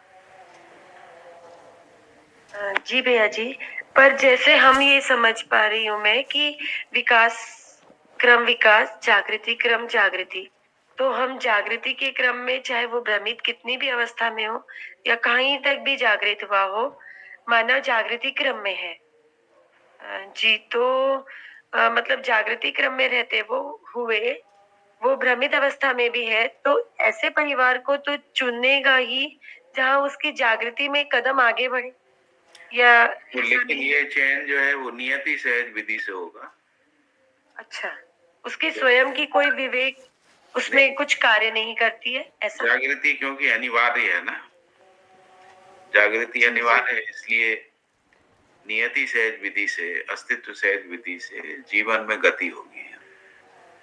जैसे हम सब लोग जो हैं जागृति के प्रति प्रेरित रहते ही हैं, क्योंकि सभी समझदार होना चाहते हैं, सब समझना चाहते हैं। ना समझी उनको तृप्त नहीं करती है ना। परंपरा में इतना सब कुछ कहा गया, उसमें जो समझ की कमी थी तो वो स्वीकार नहीं होती है, और इसीलिए समझ के लिए इस विकल्प का अध्ययन कर रहे हैं। इसका मतलब है कि जागृति का प्रेरणा तो रहते ही है, लेकिन आपने जन्म लेने की बात की, तो क्या वो निर्णय ले सकता है? तो जैसे भ्रमित मानव निर्णय नहीं ले पाता है ना, भ्रम बस उसमें गति होती है, उसका आशा विचार इच्छा अनियंत्रित रहता है। आशा विचार अनियंत्रित रहने के कारण से उसका व्यवहार अनियंत्रित रहता है। तो जो इसका व्यवहार अनियंत्रित रहता है वो निर्णय कहाँ ले पाता है ना, वो आसक्ति बस क्रिया करता है। जैसे काम, क्रोध, लोभ, मोह, मद और मात्सर्य रूपी जो आसक्तियां हैं, उनमें ही उसमें निर्णय का प्रक्रिया होता है। तो उसमें जो कर्ता भाव है वो रहता ही नहीं है, क्योंकि उसमें स्वयं में अपना पहचान हुआ ही नहीं है। वो तो प्रवृत्तियों से, अमानवीय प्रवृत्तियों से या फिर कुसंस्कारों से संचालित होता है। तो उसमें अभी अपना स्वयं का निर्णय लेने की ताकत ही नहीं आई है ना। तो इसलिए वो अपनी इच्छा से जीवन परिवार का चयन नहीं कर सकता है, ना ही स्थान का चयन कर सकता है, ना किसी भाषा या परंपरा उस सब का या देश का चयन कर सकता है, ऐसा नहीं। लेकिन यदि किसी भाषा में उसकी आसक्ति है, देश में आसक्ति है, किसी परंपरा में आसक्ति है, तो उसके इर्द गिर्द ही रहता है वो जीवन। और उस परंपरा में जब अवसर पैदा होते हैं, शरीर पैदा होते हैं, तो उसमें नियति सहज विधि से यदि उसको अवसर रहता है जन्म लेने का, लेकिन निर्णय उसके हाथ में नहीं रहता। तो इसका मतलब हम ये समझे कि इसमें सब नियति सहज ही होता है, हमारा जन्म कहाँ होगा? हाँ, जागृति की बात किस पिता माता पिता के साथ होगा। हाँ, जागृति के बाद जो है वो हमको ये अधिकार संपन्नता आती है। जागृति के बाद मतलब जैसे बाबा जी की स्थिति को ही हम जागृति के बाद समझे, अनुभव संपन्न होने के बाद जी।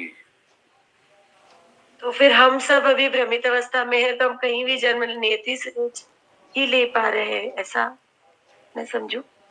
हाँ, यदि भ्रमित है तो जैसे हम अभी थोड़ी तो अध्ययन तो कर ही रहे हैं, क्रम में तो शायद कुछ थोड़ा कदम बढ़ाया ही है। तो मतलब मैं समझना चाह रही हूँ कि हम कैसे अभी जन्म लिए होंगे। जैसे मैंने यहीं क्यों जन्म लिया, ये प्रश्न मुझे हमेशा आता है कि मेरी यहीं क्यों शादी हुई, ये प्रश्न मुझे बहुत हमेशा एक रहता है कि यही माता पिता क्यों मिले या यहीं शादी क्यों हुई। तो ये सारी मतलब क्वेश्चंस से कनेक्ट होते हैं। और आगे की शरीर यात्रा के लिए भी मैं समझना चाह रही थी कि यदि मान लो आपने निर्णय भी ले लिया होता कि मैं इसी परिवार में आऊंगी, तब भी ये प्रश्न बना रहता, मैंने ऐसा निर्णय क्यों ले लिया, यहाँ क्यों आ गया।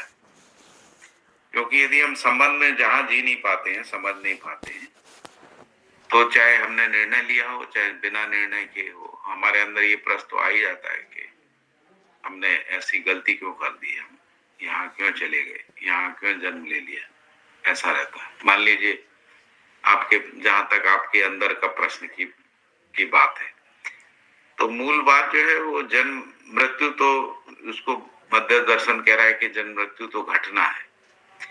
अब जैसे प्रश्न ये आना चाहिए कि आप मध्य दर्शन में क्यों आ गए, ये प्रश्न होना चाहिए। तो आप अपने जीवन में देख सकते हैं कि जीवन में आदर्शवाद तृप्त नहीं कर पा रहा था, और वो तृप्ति की जहां भी संभावना दिखी तो आप उस तरफ शिफ्ट हो गए। अब आप किसी भी परिवार में रहते हो, किसी भी देश में रहते हो, लेकिन जागृति आपको प्रेरित करती है। तो इसी को कह रहे हैं कि जो संस्कार है ये महत्वपूर्ण होता है, परिवार महत्वपूर्ण नहीं होता है ना। परिवार है, संपत्ति है या भाषा है, देश है, ये कोई महत्वपूर्ण चीज नहीं है। मूल बात है कि हमारे अंदर कोई संस्कार है, स्वीकृति है। जैसे हम सबके अंदर जितने भी अध्येता भाई बहन हैं, इन सबके अंदर ये स्वीकृति थी कि जो अज्ञात है वो ज्ञात होना चाहिए। तो अज्ञात ज्ञात होना चाहिए, ये संस्कार प्रेरणा के रूप में हमको प्रेरित करता रहा, और इसीलिए हम अज्ञात यानी रहस्यमयी आदर्शवाद में तृप्त नहीं हो पाए, और उसके लिए हमारे अंदर अपने विकल्प की जगह बनी।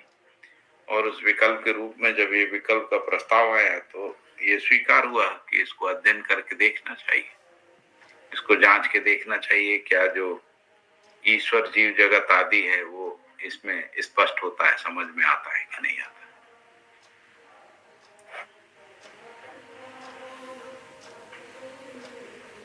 ठीक है, ये समझ में आता है रश्मि बहन? जी भैया जी, बहुत बहुत धन्यवाद जी, बहुत बहुत धन्यवाद। जी भैया, जी तो बहुत बहुत धन्यवाद भैया। तो अभी तो और प्रश्न काफी रह गए भैया उसमें, और समय भी हम लोग 6-7 के आसपास पहुंच चुके हैं। तो भैया कैसे क्या किया जाए, अब हम लोग आगे बढ़े या फिर प्रश्न को और 2-3 संकेत कर देता हूँ। जैसे प्रश्न नंबर 2 जो मुझे भेजा था, जीवन के बारे में, जीवन में 4 पदों की बात आई। तो ये पद नहीं है, दृष्टा कर्ता भोक्ता ऐसा बात आई है ना। तो पहले आदर्शवाद में ये कहा कि दृष्टा कर्ता भोक्ता जो है वो या तो ब्रह्म है या ईश्वर है या देवी देवता है। तो जीव को जो है दृष्टा कर्ता भोक्ता नहीं माना गया, कि मध्यस्थ दर्शन ये कह रहा है कि दृष्टा कर्ता भोक्ता जो है वो मानव ही है, वो मानव में चैतन्य का ही है, ऐसा कह रहे हैं।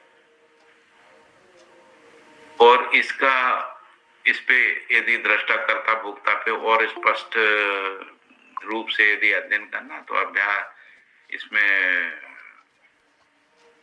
कर्म दर्शन का अंतिम अध्याय जो है वो ज्ञाता ज्ञेय ज्ञान और दृष्टा कर्ता भोक्ता का, उसको पढ़ लेने से जो है ना बहुत स्पष्ट हो जाता है।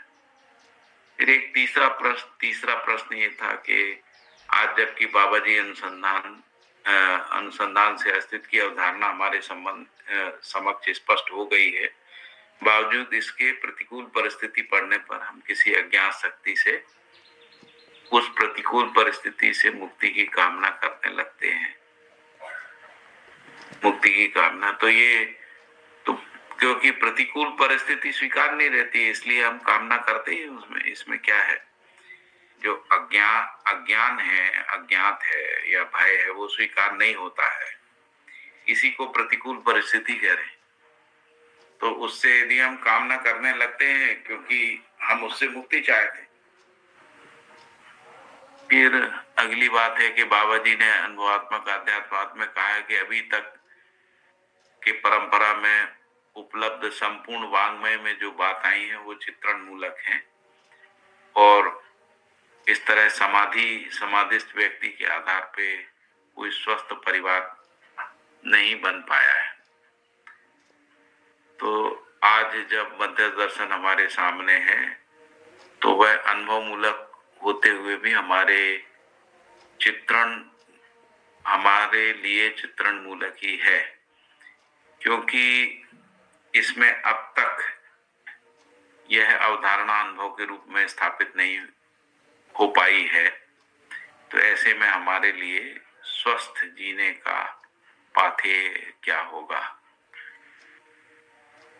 इसका स्वस्थ जीने का जो पाथेय है वो जागृति का अनुसरण करना, प्रमाण का अनुसरण करना, जो जीने में प्रमाणित होता है, जो विचार के रूप में प्रमाणित होता है, व्यवहार के रूप में प्रमाणित होता है, जो प्रयोग के रूप में प्रमाणित रहता है, उसका अनुसरण करना, यही पाथेय है जिसको पंथ पाथेय। अभी रहस्य नहीं है, तो पहले रहस्य था, रहस्य का कोई अनुसरण होता नहीं है।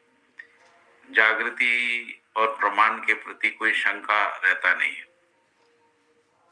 तो इसलिए जागृति और प्रमाण का अनुसरण करना, जिसमें जो प्रमाण पैदा हुआ है उस प्रमाण को पहचान के उस प्रमाण का अनुसरण करना, यही पाथेय है। फिर 5वां प्रश्न था भ्रम की पीड़ा और निर्भ्रमता या जागृति की समीचीनता योग संयोग की घटना विधि से संपन्न होते हुए भी क्यों आवश्यक रहा? ये प्रश्न मुझे स्पष्ट नहीं हो रहा है। भ्रम की पीड़ा और निर्भ्रमता या जागृति की समीचीनता योग संयोग की घटना विधि से संपन्न होते हुए भी क्यों आवश्यक रहा? तो इस सब की व्याख्याएं तो है ही, भ्रम की पीड़ा क्यों है और मध्य दर्शन से अस्तित्ववाद के अध्ययन करने से जागृति समीचीन है, ये भी स्पष्ट होता है। और क्योंकि ये घटित हुआ है इसलिए ये भी पता लगता है कि जो सह अस्तित्व में प्रकृति है उसमें योग संयोग जो है वो जागृति और विकास के अर्थ में होने वाली घटनाएं हैं, इस रूप में स्पष्ट होता है। और छठवां प्रश्न है मृग तृष्णा या मरीचिका वश या रज्जु सर्प पराभव का सूत्र बनता है, इसे समझाएं। इसमें क्या है, जो भ्रम है वो पराभव का कारण ही बनेगा, है ना? क्योंकि भ्रम के आधार पे ना हम निश्चित विधि को, नीति को, नियम को नहीं पहचान सकते हैं। तो भ्रम मुक्ति के बाद ही हम नियम, नीति को और जिसको कह रहे हैं व्यवस्था को पहचान पाते हैं। तब तक हम अति व्याप्ति, अव्याप्ति, अनाव्याप्ति दोष से ग्रसित रहते हैं।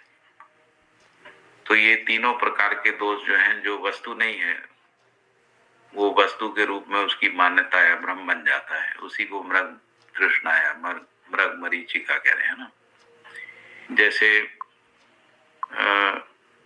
आसक्ति में सुख है या द्वेष में सुख है, ऐसा कुछ लोग मान लेते हैं, तो वो होता नहीं, इसलिए पराभव का कारण बनता है। फिर एक प्रश्न है कि चैतन्य प्रकृति जब तक जीने की आशा से सीमित रहती है तब तक जीवनी क्रम के रूप में ही प्रिय हित लाभात्मक दृष्टियों का आंशिक प्रयोग करते हुए जीवनी क्रम के परंपराओं को बनाए रखने के रूप में साक्षित है। यह भ्रम का प्रथम चरण है। प्रश्न है कि इस चरण में भ्रम की पीड़ा या बंधन की पीड़ा प्रभावित प्रमाणित क्यों नहीं होता?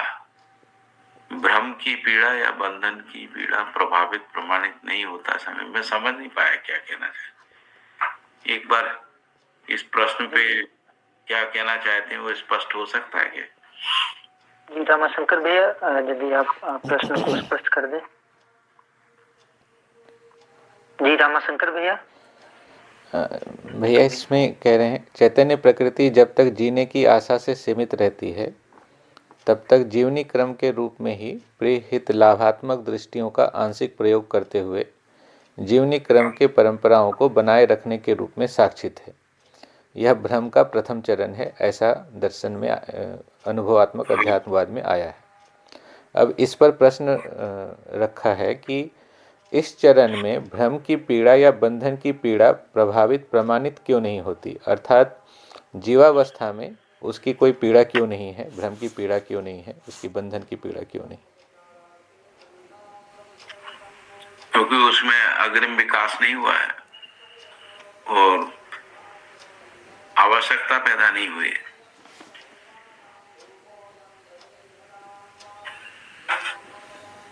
जीवनी क्रम को पहले समझ लीजिए। जीवनी क्रम का मतलब है जीवन जब स्वयं को शरीर मान लेता है तो परानुक्रम विधि से जीवन में जो प्रभाव पैदा होते हैं, तो उसमें जीवनी क्रम में जीवन स्वयं को शरीर मान के, तो वहां पर उसको भ्रम नहीं रहता है।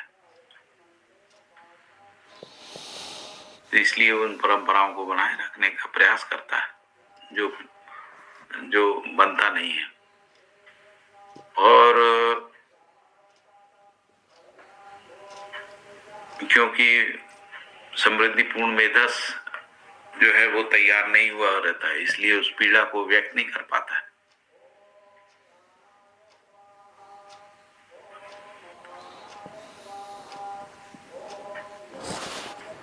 नहीं हुआ, स्पष्ट नहीं हुआ। जी हाँ भैया। हाँ, तो जिसको अपन जीवनी क्रम से आगे की बात कर रहे हैं, तो उसमें तो ये है कि जब जीवन स्वयं को शरीर मानने की मान्यताओं से मुक्त हो जाता है ना, जीवन स्वयं को जीवन मानता है, तभी ये पता लगता है भ्रम और बंधन का पीड़ा जो है उसी समय पता लगता है। जी भैया। दृष्टापद जागृति के योगफल में ये केवल है। दृष्टापद केवल अनुभव में ही होता है, इसलिए लिखा है ऐसा, है ना। जागृति और केवल दोनों शब्द का अर्थ जब एक ही है, तो इस वाक्य में दोनों शब्दों के अलग अलग प्रयोग का तात्पर्य क्या है। दृष्टापद जागृति योगफल में ही केवल है। वो दृष्टापद स्वयं में होता है और जागृति योगफल जो है जीने में होता है ना, इसलिए कहा। तो वो कह रहे हैं कि जो केवल्य की स्थिति है वो इन दोनों के योगफल में, यानी पहले अनुभव हो गया, अनुभव जागृति के रूप में प्रमाणित हो गई। तो ऐसा व्यक्ति जो जागृत मानव है, जागृत मानव ही केवल्य की स्थिति में ऐसा, इसलिए ऐसा दो मतलब केवल्य जागृति के बाद ही है। जागृति से पहले केवल्य स्थिति नहीं, उससे पहले दृष्टापद की स्थिति है। दृष्टापद होने के बाद अनुभव संपन्नता है, अनुभव संपन्नता जागृति के रूप में प्रमाणित होती है। तो ऐसा प्रमाणित व्यक्ति जो है उसको कह रहे हैं कि वो केवल्य की स्थिति में। फिर अनुभवात्मक आध्यात्मवाद पुस्तक में विगत के रहस्य मूलक आध्यात्मवाद से बार बार इसकी तुलना क्यों की गई है? क्योंकि परंपरा इसी में फंसी है, इसलिए की गई है ताकि बहुत सारी चीजें हमको तुलनात्मक रूप से स्पष्ट होती है। जैसे हमको न्याय स्पष्ट नहीं होता है लेकिन अन्याय स्पष्ट होता है, तो अन्याय की तुलना में न्याय का अनुमान बनता है, कल्पना बनती है। तो उसीलिए यहाँ पर ये तुलना की आवश्यकता पड़ती है कि हमारी परंपरा में जो भी रहस्य मूलक आध्यात्म है वो हमारी स्मृतियों में रहता है, हमारे परिवार की स्मृतियों में, समाज की स्मृतियों में रहता है ना, शिक्षा संस्थाओं की स्मृतियों में, सबकी स्मृतियों में बना रहता है। तो उससे तुलना करते हुए जब हम अनुभवात्मक आध्यात्मवाद को देखते हैं, तभी इसका आवश्यकता जो है वो हमको समझ में आती है कि अनुभवात्मक आध्यात्मवाद की आवश्यकता क्या है। तो शुरू में जैसे जीवन तुलनात्मक तरीके से ही समझता है और उसके बाद तुलना से मुक्ति हो जाती है। जब तुलना से मुक्ति हो जाती है तब वो विवेचना विधि से समझने की पात्रता से सक्षम होता है ना। इसलिए पहले तुलना, जैसे दुख हमको समझ में आता है, सुख समझ में नहीं आता है ना, या हमको क्षणिक सुख समझ में आता है, निरंतर सुख समझ में नहीं आता है ना। लेकिन क्षणिक सुख होता है तो दीर्घ सुख होता है, दीर्घ सुख होता है तो निरंतर सुख होता है। ऐसे तुलना विधि से हमको स्पष्ट होता है। और उससे पूर्व जो है दुख है तो सुख है, इस तरीके की तुलना रहती है।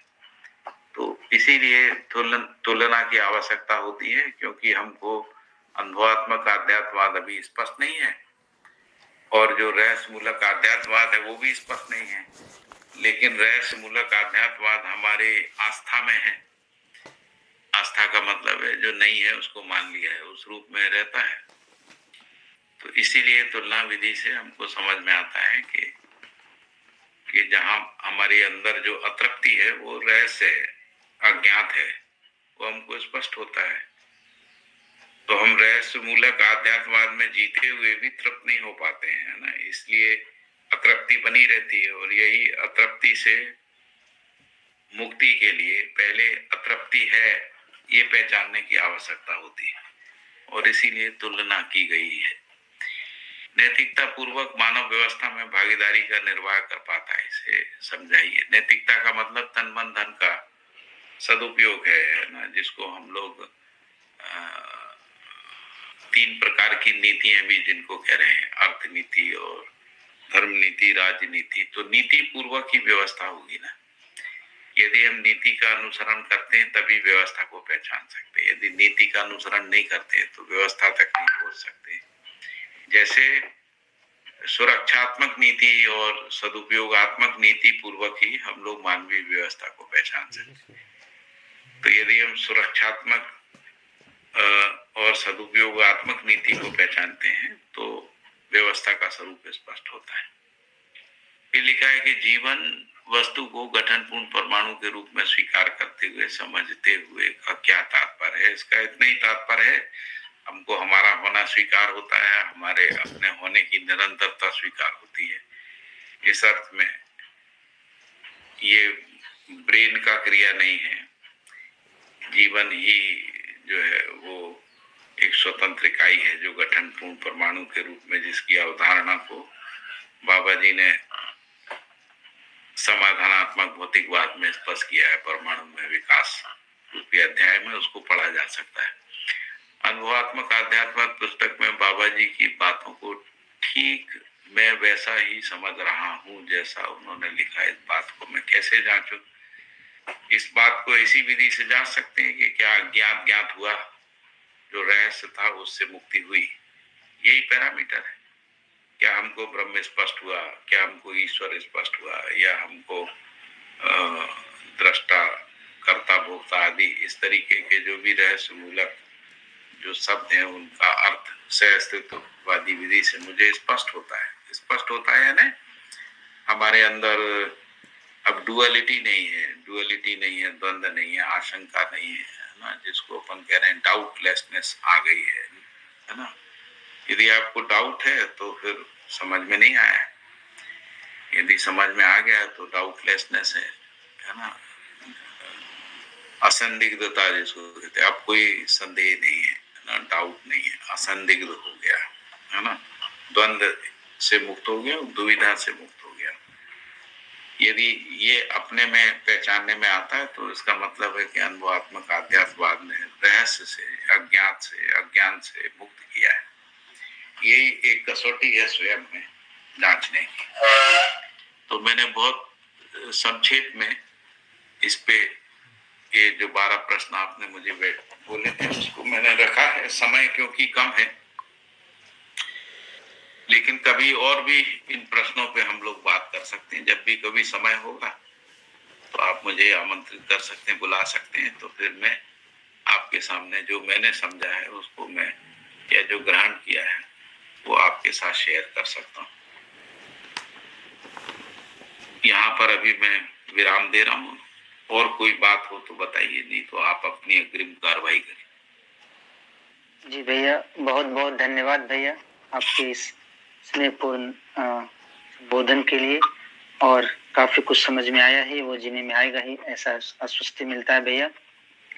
और आगे इसको बढ़ाते हुए सबसे क्षमा चाहेंगे कि समय तो थोड़ी हो गई है और प्रश्न भी भैया कुछ छूट रहे हैं, लेकिन आगे जैसा आपने कहा है उस रूप में हम लोग इसको देखेंगे। कई भैया का प्रश्न है चैट बॉक्स में भी, लेकिन क्षमा चाहेंगे समय की कमी के कारण। आगे भैया सत्रांत अभिव्यक्ति के लिए सोनाली भारती दीदी जी को चाहेंगे कि आप माइक अनम्यूट कर जो हम लोग भैया के द्वारा रखा गया वो हमारे जीने में कहाँ तक आए आप देख पा रहे हैं। जी दीदी, जी दीदी सोनाली भारती दीदी। धन्यवाद भैया। परम श्रद्धेय बाबा जी को नमन, आदरणीय सुरेंद्र पाठक भैया जी को प्रणाम और खूब खूब धन्यवाद। उपस्थित सभी भैया दीदी को नमस्ते। आज का जो हमारा विषय था अनुभवात्मक अध्यात्मवाद और रहस्यमूलक अध्यात्मवाद का तुलनात्मक अध्ययन। तो भैया के सानिध्य में बहुत सी स्पष्टताएं हुई और जितने भी विचार के बिंदु हो सकते थे उन सभी पर सबकी स्पष्टता हो सकी होंगी, ऐसा मुझे लगता है। तो रहस्य की जो काली दीवार है भैया के सानिध्य में अभी हम सब ने जो सुना उससे काफ़ी हद तक स्पष्टताएं बनी। और परंपरा में जो आदर्शवाद है उसकी विचारधाराएं जो 3 प्रकार से हम देख पाए। पहला है अध्यात्मवाद, जिसमें ब्रह्म की उत्पत्ति, ब्रह्म से जगत की उत्पत्ति की बात की गई, जो जिसे निवृत्ति मार्ग भी कह सकते हैं, विरक्ति मार्ग।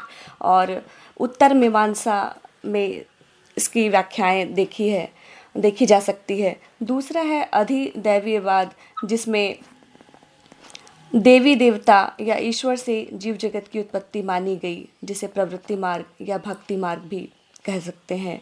धर्म मीमांसा में इसकी व्याख्याएं देखी जा सकती है। तीसरा, अधिभौतिकवाद, जिसमें भौतिकता से जगत की उत्पत्ति की बात की गई है। सांख्य दर्शन में इसकी मीमांसा, इसकी व्याख्या देखी जा सकती है।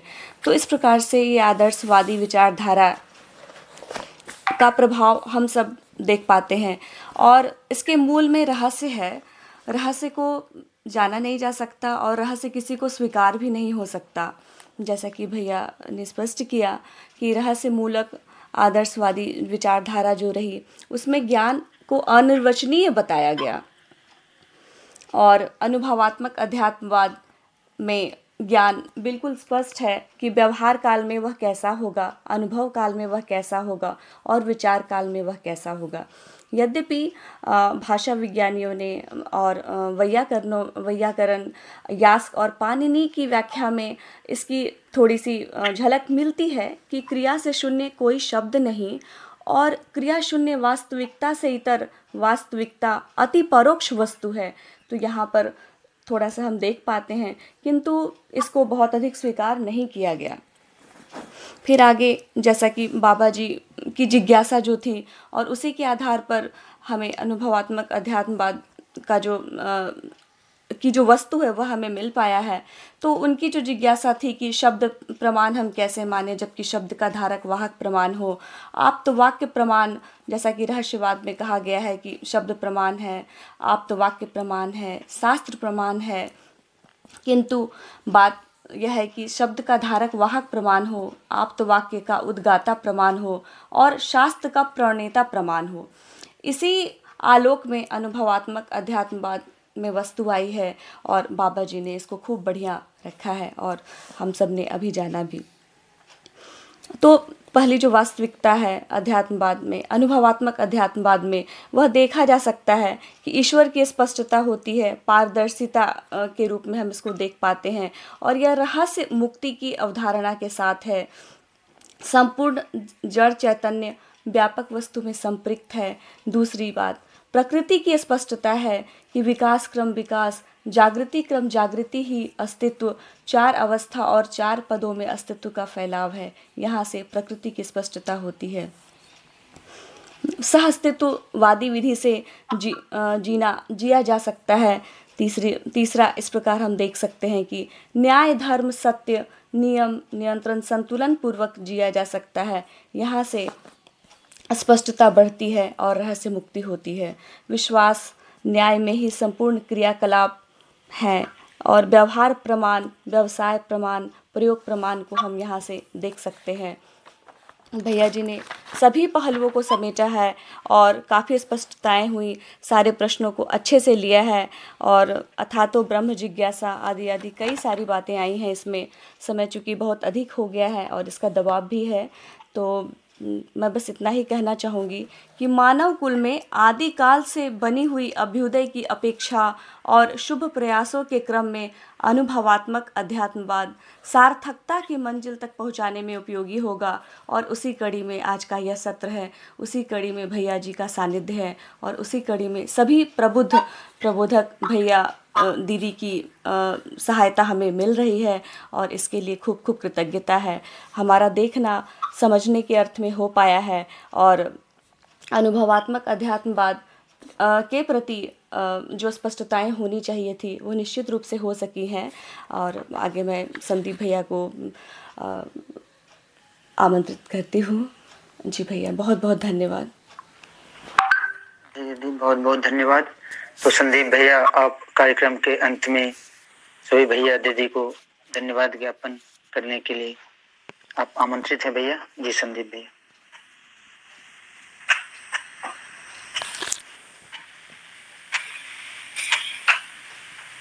कहाँ चले गए?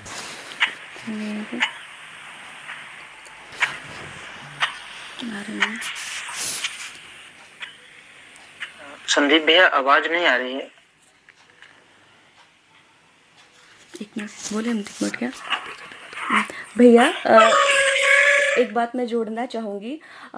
जैसे हमारा आज का विषय था कि तुलनात्मक विधि से ही क्यों समझना है हमें, तो आज की जो हमारी अवस्था है उसमें हम तुलनात्मक विधि से ही समझ सकते हैं, है ना। जैसे कि अब हमारा अन्याय तो हमें बिल्कुल स्पष्ट है। मेरी आवाज़ जी भैया प्लीज़ कंटिन्यू करिए ना।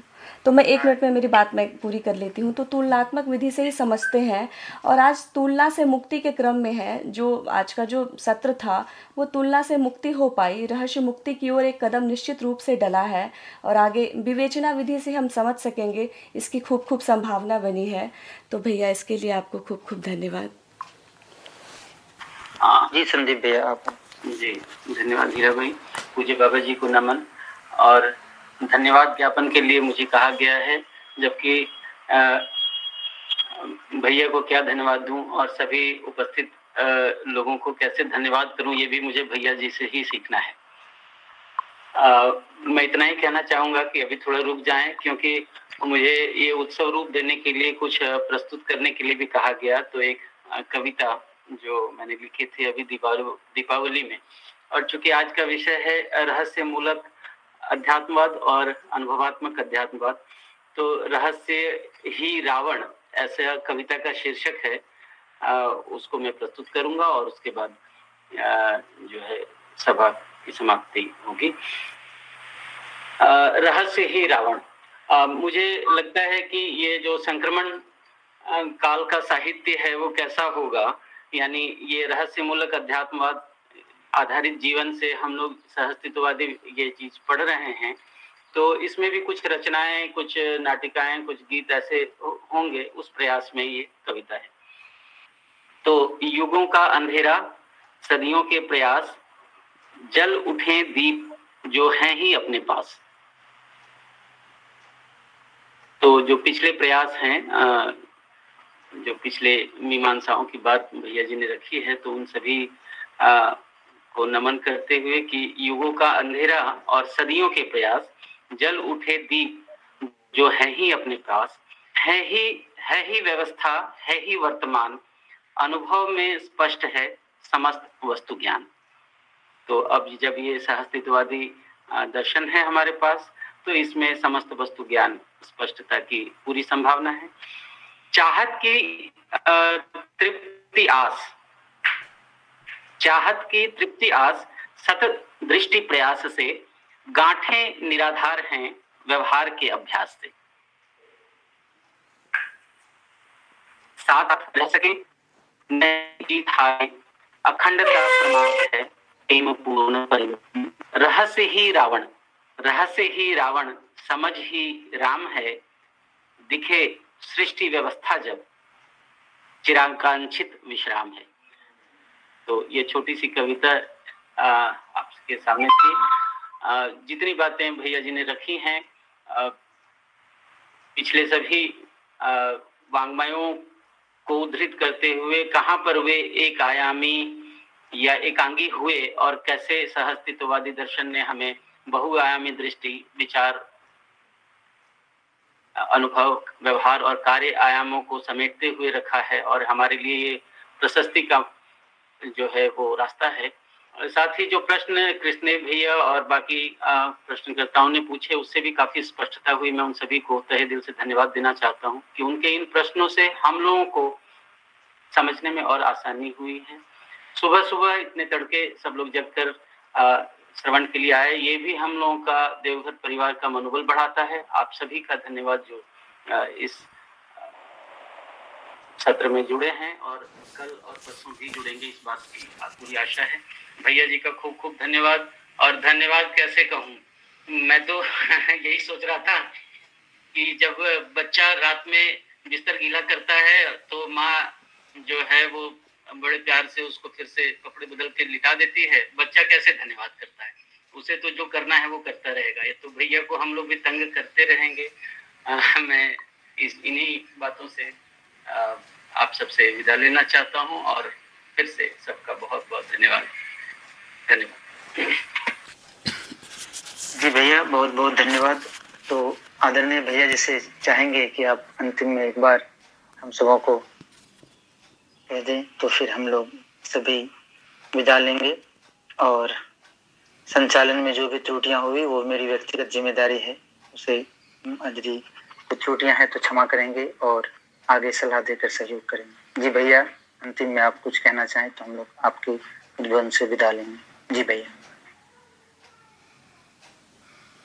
माइक म्यूट है भैया, आपकी माइक म्यूट है भैया, सुरेंद्र भैया।